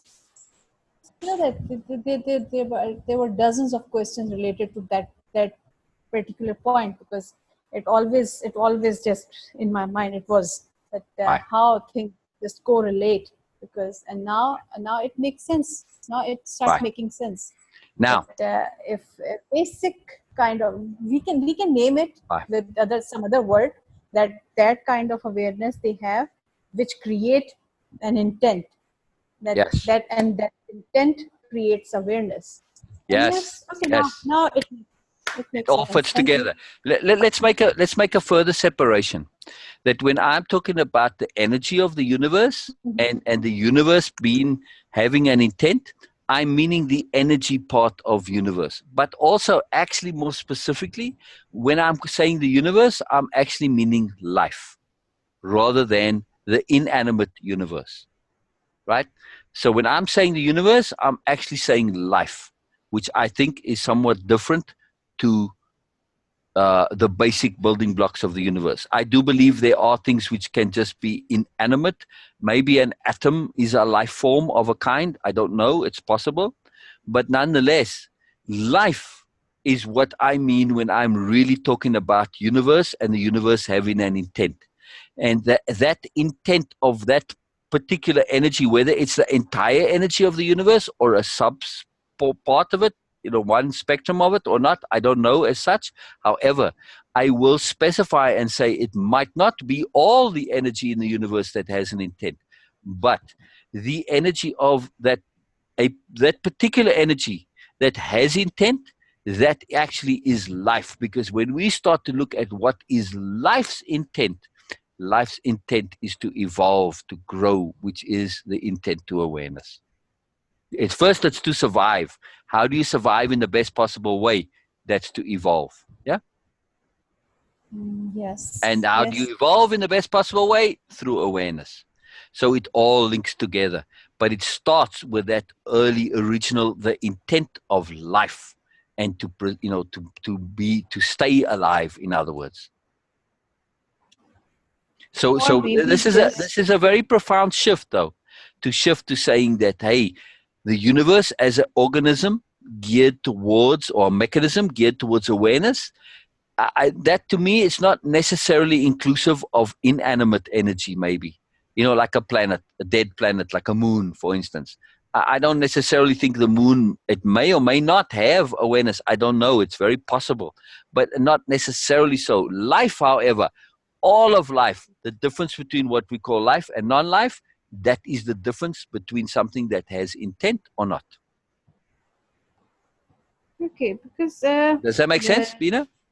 yes, it makes sense, but uh, I don't know how to explain it, but I feel that even the planets, every organism, every I agree. I agree. yeah, I hear you. everything in this universe as some sort of life. We Is are alive in assuming some life. way. Yes, Yes, yes, I agree. I agree. because I do feel like something like the sun because, even a planet has gravity, it has an electromagnetic force around it, it has and energy also involved around it. also they have a specific orbit, and they are moving in that specific orbit. It is like, okay, yeah, it is not like an infinite thing. Someone just throw the ball and it is moving here and there, and no, they have a specific orbit, and if they are moving towards if they are increasing their orbit or decreasing, it is calculated. So Yeah, some I'm kind of not sure awareness. if the I'm not orbit sure. I'm just demonstrates awareness though, because that might just be a purely mechanical thing. okay. I mean that's just the orbit is simply because of the way things, the gravity effects, and when stuff is in motion, at some point all the stuff started to move, and the interactivity of the movements, that's a very complex module of gravity and centrifugal But force. That's it. So it might be what you're saying, but I yes, don't see it as no, conclusive. Yeah, yeah. yes, you're right. But I'm just assuming that Ah, there are different types of life, and everything including in this universe yes, yes. it has some sort of life, and Right, if it has some sort of life, so there must be right. some layer of Right. awareness, Let's shift it and get a little because sophisticated. we all are connected. Right. So Let's just if say that we have, instead of yeah, saying it as a definitive, to say no, I'm not everything just in the assuming. universe has life of some kind, Yeah. we say as far as I'm concerned, to me, everything has the potential and Oh yeah. possibility to have Yes. life. Yes. That's Yes. more Exactly. accurate. So it might turn Yes. out to be that the planets were alive at some point and then they died, like they lost their Oh yeah. atmosphere, whatever, and then they died. So, in the same way as we do. So, who knows? Yeah. There may have been alive entities at some point and then they died. All right, that's quite possible. You'd think if you look at the human world from like a super X ray, you're going to see all these skeletons all around. So planets might just be skeletons of living entities, and there's alive planets like Earth, and there's dead planets, like Mars. So I don't necessarily say it is that they all have life, but I do say even something that appears to be dead, like Mars, could still be alive, just a very radically different type of a Yes. life. So absolutely, I agree. So everything as an atom, for all we know, Potential. might simply Potential. be potentially a life form. Yeah. Yes. Yeah, We don't know. Why? because it contributes to the concept of connectivity and Yes. about energy Yes. Right. and life and awareness itself. Right. And Right. Right. now it Right. makes everything Right. like coming And in together. and exactly. And when we say that, let's say we take an atom and we say, all right, Yes. let's look at an atom as a life form. But let's Okay. say, why do we have to insist that an atom is a separate life form? Why don't we maybe shift our perspective and say, we're just assuming that there's various life forms. What if we are all part of the same singular life form, which is the energy of the universe, which simply manifests, and through intent, it manifests in these different ways. For instance, that part of the intent of the universe is the intent to be an atom, and the different types of atoms and the different types of molecules, because they're the building blocks for life. And so it's all part of a spectrum, right? The atom has a very singular, very specific intent to repeat itself infinitely, and that's a fantastic intent, but it's still part of intent. So when we start to separate out the energy and we say the energy and intent, the energy of the universe is intent itself, that instead of that, right, that we now, it's not just a raw energy, it's energy that has intent. It is intent. Now energy is intent. Oh wow, now everything changes, right? Now we start to see how an atom becomes an atom, because there's intent behind it. Oh my God. Yeah. So basically when we said God is in everything, Allah is in everything, Allah is in every Oh atom, my every God, you molecule. are blowing my mind. Come on. Now we say, now it makes sense. What we call God and Allah is, in other words, what we call life. It's the same thing as saying intent. It's very, very profound to start to understand energy, God, Allah, everything as intent. Intent is what makes things happen. It's not energy itself, it's intent. Oh my God. Very exciting, right? Very exciting. Now, to come back to this point of it being a You know mechanism what? for awareness, Yeah. as that intent starts to get sophisticated, you see how that develops more and more toward awareness. Because when life starts to see the value of life, how can that intent not go towards, first of all, survival, second of all, evolution? Then from evolution, we go to awareness, and from awareness, we go to the more. We go to infinity, right? Which is becoming everything. So it starts to become self-looping, and maybe we've gone there before, and then we lose it and we forget it, and I don't know, it starts all over again. I don't know what happens in that case, but you can see the logic of how it develops, right? You know what? You when you said that about atom and itself, and then the energy and the life source and everything. Yeah, what I heard from my even in Quran, if I remember it correctly, yes, even Quran, I read that on the judgment day, on the final day, your hands and your feet will speak itself. Interesting. Yeah, like my hand will tell my story. Like my right hand Ah, will tell right, my right, story. My right, left hand right. will tell. So this concept was really like for me, it was like a fairy tale kind of a thing, or like magical kind of thing, fantasy Yeah, kind of a thing. right. Not really makes sense. But now, if we start looking at the atom thing, okay, From atom the itself is perspective of intent, it all yes, and changes. then Right, that, exactly. so Then that magical thing of your hand or your feet or whatever speaking, it could now be. it's basically saying they have their own intent. Yes. Yes. So it could be possible. It could be. Right, I'm not saying that it is because, but I will think more about this. right, But yes, right. and if my hand can have its own awareness and own intent, and it can speak itself, so the other things also in the universe. Potentially, Wow. So, exactly. so it Everything yes, is function potentially. of intent. Yeah. So it means that everything could have, potentially, they could have their own intent, their own level of awareness. If Wow. they get to that level where that Oh, yeah. awareness becomes manifest and becomes useful, Yeah. becomes viable, and it comes out of the things. So I like to think of it this way. So the universe, well, energy develops this intent at some point, and it realizes that it needs to know more. So it manifests in all the different ways, and each one, every single living organism, it's like this giant experiment where you're trying all these different paths. You don't know which one is going to lead to awareness, but you put out all these, the infinity of different paths, and you hope at least one of them at some point in time is going to lead to maximum awareness. Sorry. So Repeat what. in other words, each life manifestation, whether it be a plant, an insect, an amoeba, they all a potential avenue for getting to that maximum awareness, which is the ultimate awareness, the awareness of the universe. Oh, yes. Oh, You see, yes. so that's the objective. We all Yeah. potential paths to that. Now, maybe the universe is already aware, like the deity, and it wants company, and it Yeah. wants maybe it's just alone, like wants company, or maybe it's a subconscious awareness, and it's like a baby, and it's starting to realize, whoa, you know what? There's more to this, and so it has this intent to generate awareness, and everything is geared towards fostering awareness because it's become aware that awareness is valuable and useful and powerful, and it wants to be more aware of itself. So I like to think of ourselves as one manifestation of the universe saying, hey, you can be a path towards helping me become more aware of myself.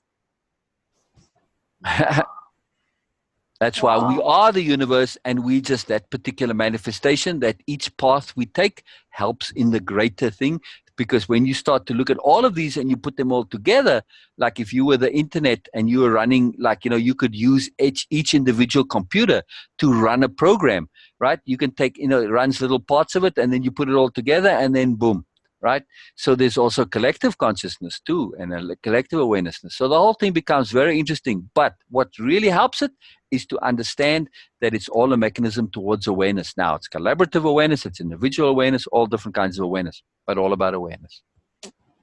And what you just said, that okay, maybe the energy was feeling alone and it was like a baby and okay, let's Right. see. But that's a maybe. It's just a maybe. Yes, you're right. Because this is what I heard before. I heard some Sufi poetry, and it says that I'm saying it in Urdu, that khud apne tamashe ko gulistan mein aaya. Okay, like that Allah or the energy or the divine source or the deity was alone, and it Yes. creates something to have fun with, to have Exactly. more Exactly. happening. Exactly. Wow. Yeah. Yeah. So we don't know, but the point I is mean, we're though just that assuming. We're right, just assuming. right. Yes. So from the way of impeccability point of view, we go back to usefulness and value application. We are Yes. saying we don't care whether it's true or not. Does this have usefulness and value to me? Yes, it does. Why? Because when I understand that the universe, life, the world, however I think of it, is a mechanism that is geared towards awareness. Now things make sense. I can use that. I can get value from that. End of story. That's all that matters. I get value. End of story. It's very, very valuable, very powerful, very This is useful, amazing. That's very amazing. powerful. And to understand intent. Really, intent is the issue. When we substitute intent for God, for Allah, for life, it changes everything. Because now we understand intent is not necessarily a completeness. Intent can be very raw. It can be extremely sophisticated. But intent is a very different conception to thinking of. When you think of Allah or God as intent, or the universe or life as intent, it changes everything, right? Yes, changes everything. And we see how the various manifestations of that, the intent of a plant, the intent of a tree, the intent of an insect, intent of a human, all very different, right? There are similarities, but there are also differences. Like, for instance, there's the intent to simply multiply, like an amoeba. The intent to just simply survive in animals. The intent, in more higher animals, you see there's an intent to hierarchy. There's an intent to superiority, right? And then you see there's in civilizations, there's an intent to collaboration, right? Yes. Then you see in some species, there's an intent to play, an intent to joy. It's like, oh, wow. You know what? Intent doesn't have to just be focused on survival or superiority. There are other kinds of intents. And there's what about enobilia, intent to nobility. Wow. There's a whole bunch of different intents. So we have to really understand what our intents are. There's the intent to attunement, which is, again, on nobilia. It's not just about nobility. It's also about attunement, spirituality, being one with the universe. Wow, that's a very profoundly different intent. In other words, that's the intent to be the universe. Yes. You know what, sir? So survival isn't the only intent, or hierarchy isn't the only intent in what I'm trying to say. There's the intent to play, there's the intent to grow, there's the intent to enjoy more. All of these, all intents. Very exciting, right? Still, it's more than exciting for me, because first time in my life, I want to. Yes, I realized this is what I want to read. This is what I want to read about. Actually, I'm not a college graduate. Because of my situation. Beena. Yeah. Sorry, you said. Are you saying this is what I want to read? Yeah, this is what I want to. You're not going to find it. So what I'm trying to say is, it's not out there. I mean, this is coming from me. All right, that's it. Me and Olivia. Here's the point I want to make. Forget about going out and reading it. Write it. Write it. Yeah, because we are on the forefront of this evolution of consciousness and awareness. We're on the spear tip. So you're not going to find it out there because it isn't out there. This connectivity between intent and everything that we're discussing now is not out there. So you're not going to find it to read. What you're going to have to do is write it yourself so you can read it yourself. That's the only way. Sorry to say that, but that's the way it has to be. There's no other way. Okay. You want to read it, you're going to have to write it. first time in my life, I feel that this is what I want to. This is what I Yes, want to yes, think about. yes, This is what I yes, want to yes, do. yes. Explore it, extrapolate it, expand it, figure it out, make it neat and tidy, put together Yes. all the right. But you're going to have to do that yourself. That's just the reality. Sorry to say. I mean, I am aware of what's out there to a large extent. Yes, obviously, I'm not everything, but from what I've seen, I've never seen this anywhere. And it's not out there. Now, it might be in some obscure way. Usually, everything is in some way, but to bring it into this time now, into In a consciousness language sensible way. of now, And that's something make that it, that is up to us to do. Is to make it relevant and pertinent to now. That's up to us. We have to do that. So you just have to I, know that at some point in time, you get to be the tip of the spear. Right now, I, you're the tip of that spear. I really don't know how to, but this is, Wow. people talk about purpose of life, and the core purpose of your life. You must search for that. You must understand your purpose of life. And Yes. I feel that this is what I really want to do in my Yes. life. Yes. Clarity of intent and focus of purpose. It is the start of the way of impeccability. If you know what it is that you want to do, you find meaning, purpose, and significance. It's exactly what the way of impeccability is geared towards. Now, having purpose and having that is not enough. You need to have the tools to be able to apply your focus, which is the underlying concept of impeccability and character, right? But you Yes. do need to have that intent. If we look at our mind map again, Yeah. let's go back to the mind map and Oh, you see how it all. that magical picture. I just love Yes, right here, right here. You see how in we've got appropriateness, attunement, application. You see the I diamond don't there, have. right? I don't have on my screen. Sorry, I forgot to go share screen. I just opened the screen. I just assumed. I forgot that step. There we go. All right. So you see this diamond, right? The diamond, Uh, appropriateness, attunement, yes. application, awareness, right? Nice little Yes. diamond. What's in the Yeah. middle of the diamond? Intent, overview, perspective, spirit, impeccability, energy, right? That's the source Yeah. here. But intent is a very key part of this. Now, perspective shifting is a tool that we use to take attunement and awareness and appropriateness. You see that they all lead to perspective shifting. And we use perspective shifting as a tool to make sense of appropriateness, attunement, awareness, and the underlying intent and impeccability also is a tool. You see how it goes the other way now to application. You see? Oh yes. Actually, I can't do it on this one. I can't make an arrow from intent going up. There needs to be an up arrow as well, not just down. Intent has to have it going both ways over here. But they won't let me do that.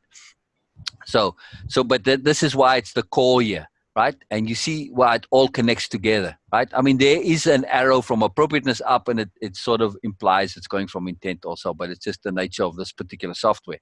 But when we understand this in this particular context, now it all starts to fit together, right? Yes.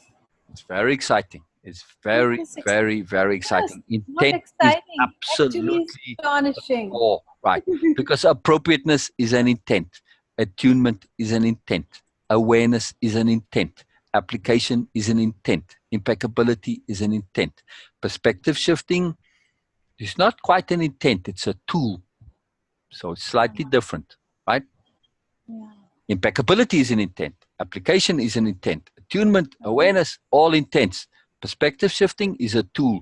Perspective shifting and intent, impeccability, they're kind of special, which is why they're in that color. Same with later on down. Yeah. You know, we get impeccability again, strategy, power. They kind of in a different category. But anyway, so they, that to understand this, just to say, that maybe intent needs to be its own special color. I don't know if they have another color that I could use. Let's see. Now that I think of it,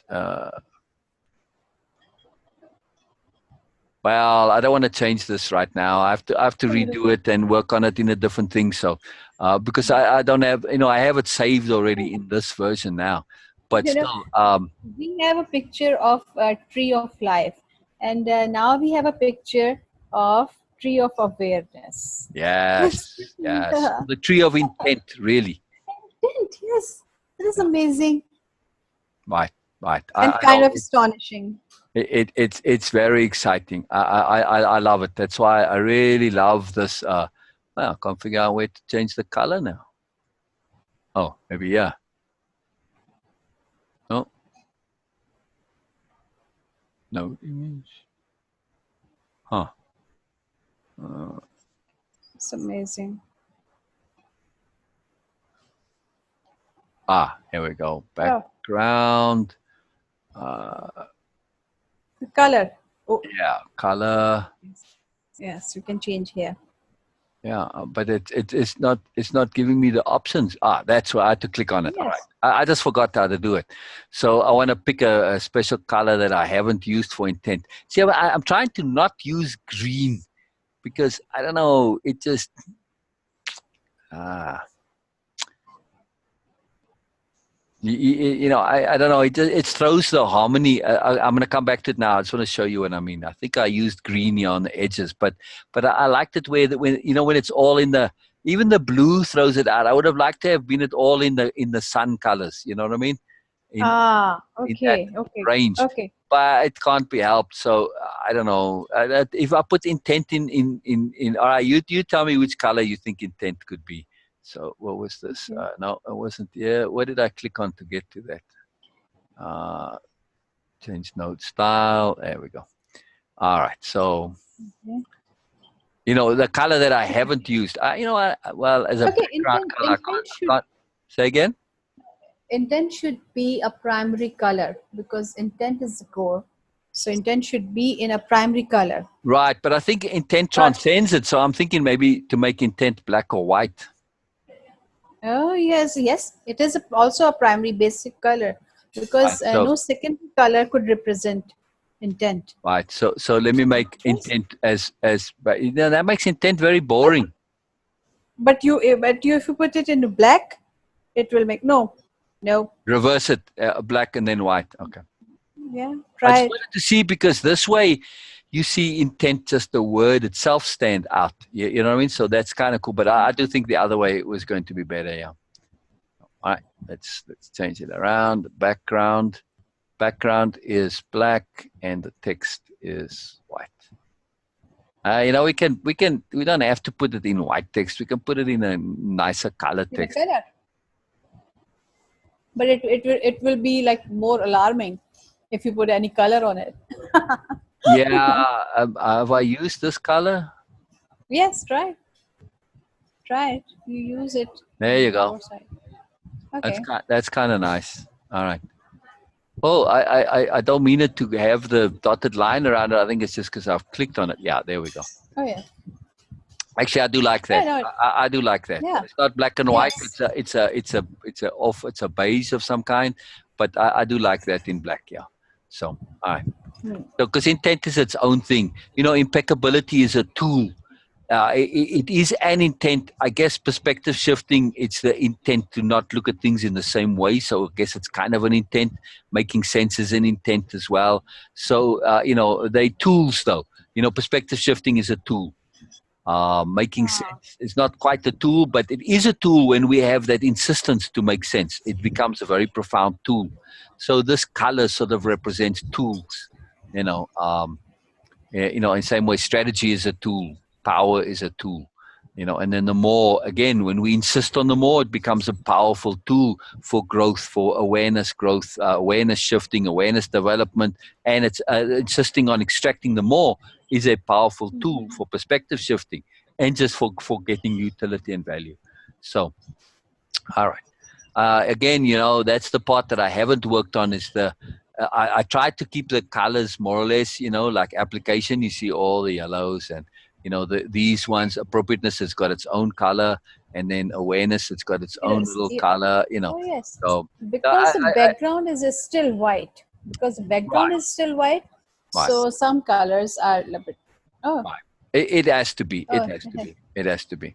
So, Yeah. Donna, we Yes, I'm so sorry for that. no worries. Never ever Oh. be sorry about anything. Never anything to be sorry about. Are you in charge of life, by the way? I am. I mean, all of life, like random stuff that happens. Well, No. No. then you can't. If you were, then you could apologize for it. But since you aren't, you can't apologize for random stuff, right? That is correct. That was Right. pretty random. So that exactly. So shit that happens, that's not on you. It's life, and since you aren't responsible, okay. Right.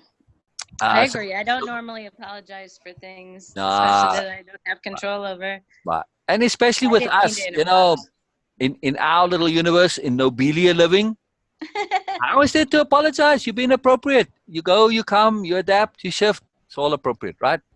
Right. Do we know? Ooh, you got your little thing up. Yes, yes. Do we know that you were being appropriate?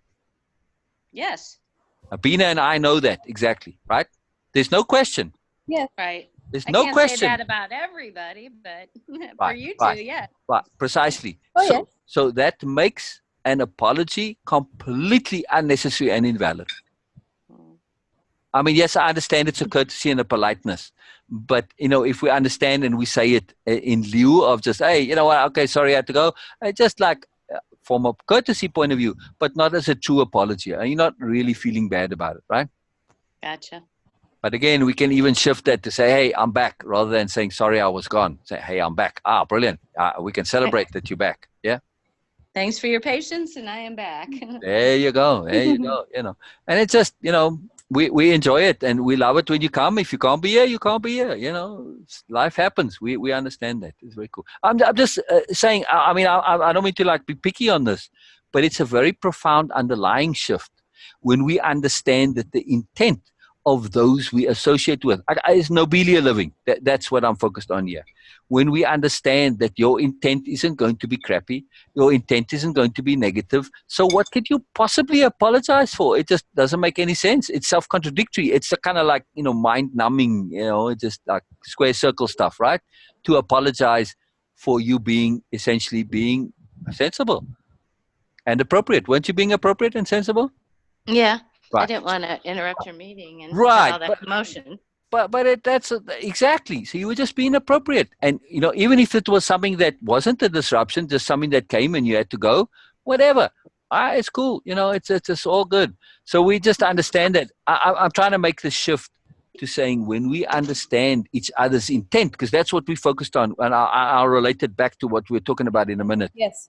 When we understand that our intent, your intent, Donna, your intent, Beena, my intent, Levi's intent, always our intent is good and honest and sober and noble and sensible and awesome, right? We're never going to do anything deliberately that's crappy. So we have to get out of this idea of apologizing when things don't go smoothly. It is what it is. I'm being impeccable. And we take it for granted you are being impeccable and life is easy. So no apologies needed. We have to get out of this apology mindset. It's counterproductive to ourselves. We kind of program ourselves to believe that in some way we were doing something that was inappropriate or wrong or whatever when we apologize. And it sends the wrong message to the body, right? Whereas if you come back and say, hey, I dealt with it appropriately and I'm back, you know what I mean? Okay, now you're celebrating that you were being appropriate and that you had good intent. Yeah? Yeah. That's pretty cool, isn't it? All right, so Donna, we went through the whole Quran and God and Allah and everything and the understanding and the universe and life and everything. So in the end, Beena said, is the universe focused on awareness? I forget how you said it, the exact language. Beena, can you repeat how you said with the universe and awareness? We were saying that you said that universe is the basic intent is to become aware. Yes, right. Yes. Well, before And, that, you had a asked question, and then we get to that, right? So when we understand that life is just another word for intent, when we understand also God, Allah, is another word for intent, the world, the universe, all of it, it's all connected to intent. Even an atom, you could say, has intent. When we understand intent is really what makes the difference between the universe being what it is and just inert nothingness. It's the difference when energy has intent. That's when stuff happens. That is the magic. That is the thing that changes everything. It's when energy develops some sort of an intent. Yeah? Yes. Donna, how does that resonate Yep. with you? Yes. Makes It's just a very profound understanding, and that's what we came back to the mind map, and I changed the color of intent to say that's why intent is in the center of this diamond over here, because it's kind of the root of everything. See, spirit is right here, energy is here, overview perspective. So it's all connected, you see, and it connects to everything. It all flows up, down, but intent is kind of the heart of it all. Very powerful to understand that when we start to look at everything from the perspective of intent, then life changes quite dramatically. Our life, our understanding, our awareness changes, transforms. And Beena was saying about this is a really big deal for Beena. So talk about your life purpose a little bit, Beena. Just recap, because I got to go also. So just to finish up. Yes, we do in few minutes. First time in my life, I feel that this is something what I want to do in my life, because I was stumbling over so many things. Like I just start following things the way things were happening to me or coming to in my way. So like astrology, it just came to me, and I said, okay, yes, I'm doing this. And then other things, and then spirituality, and then the basic thing was law of attraction and other things, and now like sir, he just came with this the course offer and all that. And even when I was doing this course, though I just love it, but I was not feeling that it could be my life purpose. Yes. It could be in that. Now, when we both were discussing about energy and the light and the intent and the awareness and the different layers of awareness with like in the universe, with everything, with humans, with planets, even with planets also. So I feel that this is what I want to do in my life, making things simple, clear, to the point, make sense, and connected, and the connections, so things can make sense to other people, like in clear, Yes. proper words, appropriate words Right. to saying. Right. And Makes this is sense. what I want to do in my life. This is Nice. what I really enjoy. So This is, I feel like, yes, this is what I am. right. So This is for me in you're 100%. so to say it in different words, because if you listen to that, you're not actually saying what it is that you want to do, that you feel your purpose is. And I'm going to put it into words as I'm understanding Yes, what you mean, that you see yes, your purpose as the elucidation of the understanding of intent and its relationship to the universe, to the world, to yes, energy, to Allah, to God, to yes, deity, to everything. yes, So it is the elucidation of intent and everything it connects to and everything it means. In other words, Beena, what you are saying, your yes, life purpose is really to elucidate this mind map. yes, Right. To take it further, yes, to spell it out, to put it in detail, to put it yes, in language. Okay. To elucidate, which is to shed light on, to make it into, bring it into exactly, conscious awareness exactly, that is in a way that we can all understand. Right. So Beena said that she felt exactly, that she wants to go and read all about this, Donna. And I said, no, Beena, forget yes, about that. If you want to read it, you're going to have to write it, because it's not out there. This concept of intent and how it connects, it's not out there. It's not. It's something that's it's not available. So if you want to read more about it in more detail, you're going to have to write it. So I love it. I love it. I love it that Beena has now found for herself a life purpose, which is really awesome. That is something quite significant and magical, Beena. Now, keep in mind too, Beena, you are a yes, revelational visionary. That's literally what your name means, right? This is what you are looking to reveal, this connectivity of intent to everything. This is a profound revelation, and it's a visionary revelation, and it's a revelationary vision, correct? oh yeah, interesting, Do you see yes, why? Do you see why it's your life purpose? Because this is precisely what a revelational visionary does. They elucidate what is something that's visionary, but also a revelation.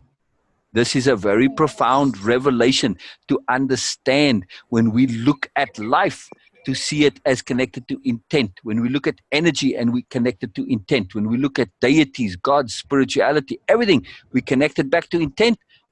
It all ends up making sense through, of course, appropriateness and through perspective shifting. And then we get to how it makes sense. And we use impeccability as the tool. Again, impeccability needs to have an arrow going up as well, but I can't put them both ways. So it's very, very, very profound, all of this. Very, very profound. Why I said that, I want to read that because this is something that I really love to know more about. So that's why I said, okay, I want to read that. And also because that I have something in my mind always that I'm not a college going student. I never go to college, and I have some like issues about my educational background.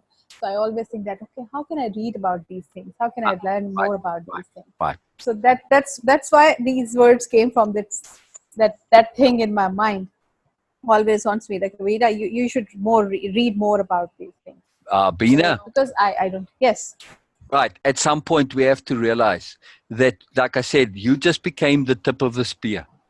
And at some point, we have to realize if we want to read about stuff, we have to write it ourselves. And this is exactly that moment in time. You just became, now in our discussion, you became the tip of the spear, as I said earlier. If you want to read about this, you're going to have to write it yourself, Beena. I mean, I'll share with you what I have written on it. And Olivia, the two of us, I'll share that. But if you want to take it further, more detail, and especially putting it into a language and a consciousness and an awareness and a style and a modality which is more in tune with today's times and more a broader availability, that you're going to have to do. My writing and Olivia's writing, we write for ourselves pretty much. We don't really have that facility to write. We not really have that intent to write for others. It's not our focus and our goal. Like Miles, his focus is to write for others. He's exceedingly connected and conscious of how people are going to perceive and understand. So his writing is very different, and he's writing with an intent to be heard by a particular demographic, like millennials in his case. So you have to know who you're writing for also. It's very important. So it's very powerful. I will write for myself, but this is how I learn. This is how I understand things. And the metaphors I use, the examples I use, and the situation, the story I use is just, this is how I understand things. So I will write, if I could write, I will write in that way. So I could read and I could enjoy that. But you have to start writing. And don't worry about grammar and spelling and all that. There's programs for that. Right? That's what editors are for. Please understand that writing, editing, two different things. And a writer writes and the rest is up for the editors. And know that editors are there for a reason. They are to give you the freedom to write in whichever way works for you. That's it. End of story. Right? So know that. Writing is about writing. It's not about editing. It's not about, it's about getting it out, how to fine tune it and get it all fluid and smooth and all that. That's for editors. You need to get it out. That's your job, is to get it out. The editors can fine tune it for you. Oh yes, and also it is crucial for me to write because, as you said before, it's a submission to the universe. And if I didn't submit that, I will keep reading that again and again and again and again. Exactly. So if I want to learn more, I need to submit. Exactly. And also in writing, you making it your own. Yes. That's the very key here. If you don't make it your own, all becomes useless. That's why application, all these arrows come down into application over here. And through application, yes, it transforms our self-conception. We develop our character, but it ends up as power. That's the act of writing, is the act of the application of your knowledge. And through that, it gets transformed. It's a strategy for transforming your understanding into your power. It's very powerful, very powerful. Look at even a few little things that Donna wrote. I wish Donna would write more. We are all in this process, right? How transformative when you wrote like on the divorce thing, Donna, it became power for you, right? Right. So it's very transformative to write stuff out. It's a really, but also just speaking it out too. Look, last night, writing, it's not just writing, it's expression. Writing is a particular form of expression. Yes, when we want specific, detailed focus. Sometimes we want it more broad, and then just speaking about it is necessary and useful. Like last night, look, we came to a real change for you also, Donna, right? Very Right. profound. All stuff got settled and sorted and all that. It wasn't necessary to write it. We got to that point and we know, hey, it's sorted. But yeah, we can't neglect the power of writing, though. It is a special thing because of emphasis. It does different stuff to the brain. So we just have to leverage it and useful it. That's why strategy is right in here. See, because it's all about strategy. Emphasis, you see, it's very exciting, very powerful. Oh yes, it is. Oh yes, it is. Yeah. But sir, now it's time for me. It's time to go. My laptop battery is I'm late. almost.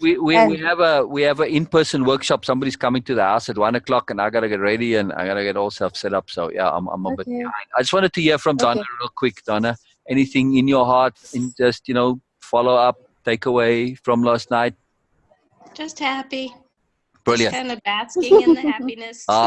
Brilliant. So my takeaway is that Donna is enjoying Donna. Yeah. Isn't that something? Oh yeah, it's beautiful. I'm just stopping for a moment to enjoy Donna enjoying Donna.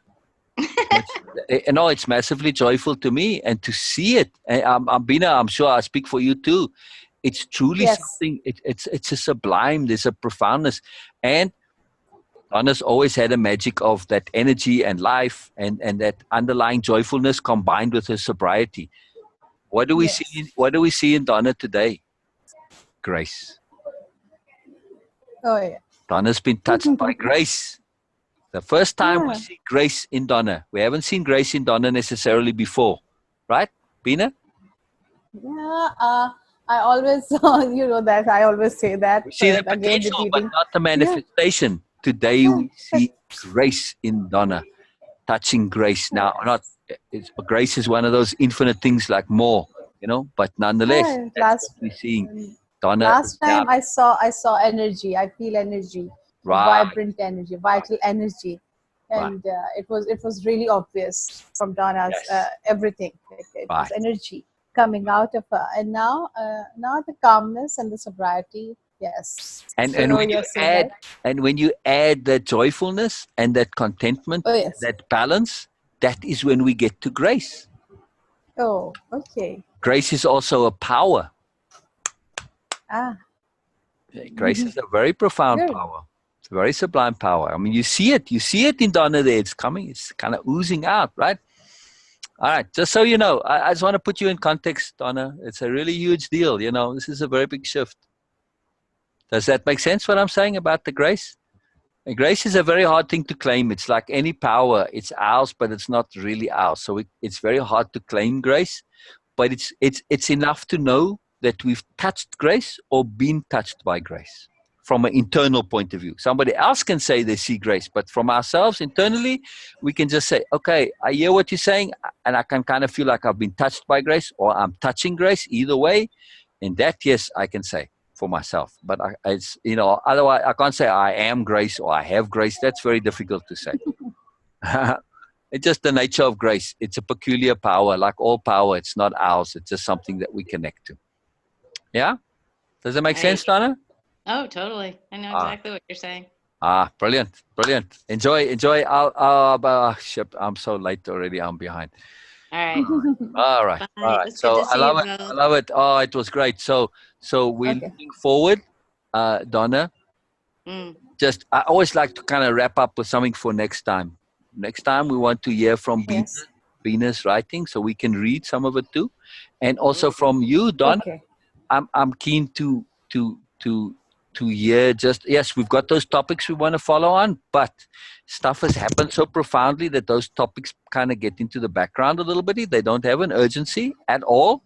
More, I'm keen to say, like the takeaway, like the thing to go out and do is to take the way you're feeling and to consolidate it, to repeat it, to embroider it, to assimilate it, to kind of, really make it your own and sort of lock it in as a new way of being, not just a temporary thing, to focus on it being a continuation, right? Right. An ongoing process, to build it into something. It's like, oh, this is my new way of being. So that is that self-conception as being so profound.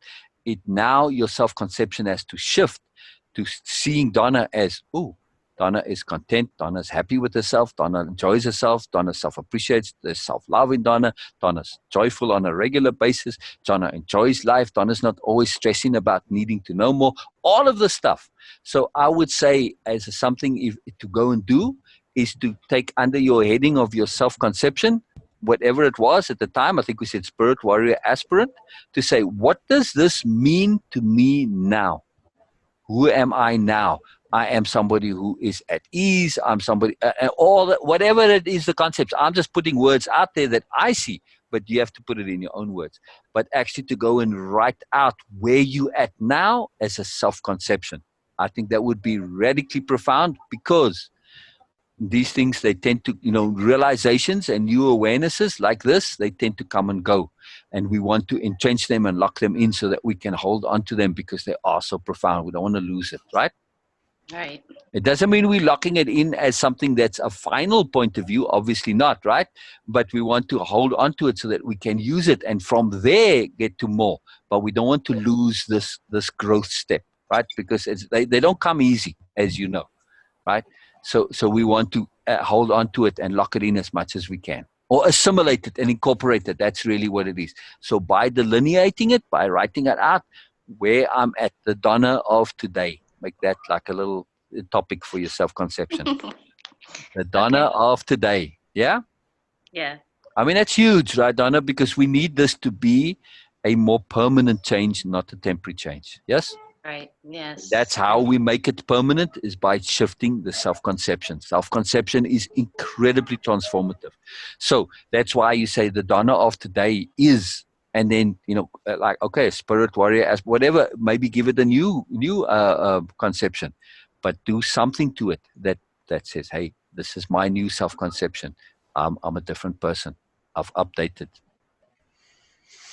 The Donna of today is an evolved Donna, right? And it's a Donna that's always been there, but now it's starting to come through. Real Donna, we're starting to see real Donna, yeah? Am I right, Donna? You are Haven't you always been this? Isn't that what part of last night was about? To realize, oh my goodness, even through all that crap and trauma and all the horror stuff, I was always joyful and loving. And, I am that for real. So it's time that you claim your realness. Right. That's the task. Until next time. What an easy task. I just need to write it out. Just write it down. Exactly. Just write it down. It is actually easy, because it's also a profound exercise of joy. It's a most delightful exercise to do. I mean, it truly is a special thing. So I'm really looking forward to seeing what you guys come, right. Just this, because both of you, this is a real profoundness, it's a hugeness. It's a whole massive big deal. So next time, Lady L, I'm late Looking already. forward to hearing Beena's. I really am. Okay. Yes. And we're looking forward to hearing yours, Donna. Both of you. I can't wait, man. Yeah. And again, don't rush it. However long it takes, it takes. You know what I mean? Now, I understand, Beena, what you're about. It's kind of a lifetime deal, but at least start. You know what I mean? And the same thing, Donna. Yours too is going to be a lifetime deal. But we can get the overview and just the basics of it, and at least something, and then from there go into more detail. So, okay. It's just, Okay. Yeah. Okay, I just want to say 2 lines. Sil, I want to just say two lines more, because it will be recorded. So for me, it will save.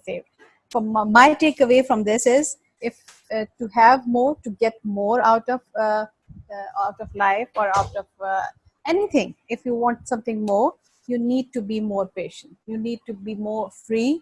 You need to get free from all these pre-defined things in your mind, that concepts, that fixed ideas and everything. You need to get rid of all these things to get more, because if you don't have these things, if you don't have patience, and if you don't have Exactly. that compassion to listen others and Yes. to receive others' point of view, you can't get more. So Correct. my takeaway is Yes. Oh, that's today's beautiful. session is this. Yes. Oh, it's Thank you beautiful. so much for Yeah. this. Thank you so much, Donna. One quick amendment to that. Okay. Patience leads to persistence. Yes. Patience leads to persistence. And that's huge. Oh yes. Okay. Without persistence, we don't get anywhere. If you guys hadn't persisted in doing this interactions, it would have gone nowhere, right? We wouldn't have gotten to this point. It required persistence. So patience leads to persistence. Yes. Also, to really utilize patience, it becomes when you connect it to clarity of intent. Whoa, now you leverage patience to a whole new level, right? Right. That clarity of intent is really huge. That's really huge. And that's something, Donna, I feel that as part of where you at, that's kind of the next thing, is to really polish that clarity of intent and focus of purpose. Yeah? I agree. Yeah, I just Right made now. notes to myself about that this morning. Right now, Wow. the focus of intent and the clarity is to enjoy who you are and to own yourself and to claim yourself as who you really are. That's the focus right now of purpose.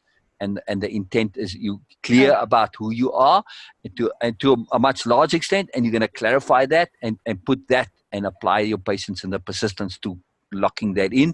And then from there, say, oh, all right, now I've got myself. Now I can say, where am I going to go from here? Now for Beena, it's kind of the opposite again, because through the application of her purpose, she's going to now consolidate and figure out and connect to herself a conception of who she is. She's basically going to find herself. So it's a little bit in reverse. It's kind of fascinating. The inverse, between you and Donna. It's quite magical, right? Yes. It's the be and the do. Yes. That's the be and the do. Oh yes. Oh yes. Exactly. Exactly, Donna. Yes, it is. Magical. Yes, What a point to end on. What a point to end on. Thank you. All Yes. right. End meeting. Thank All you. right. See Be you guys and do. next time. Yes. See you next time. Love you guys. Love you. Bye. Love you too so Bye. much. All right. End meeting for all.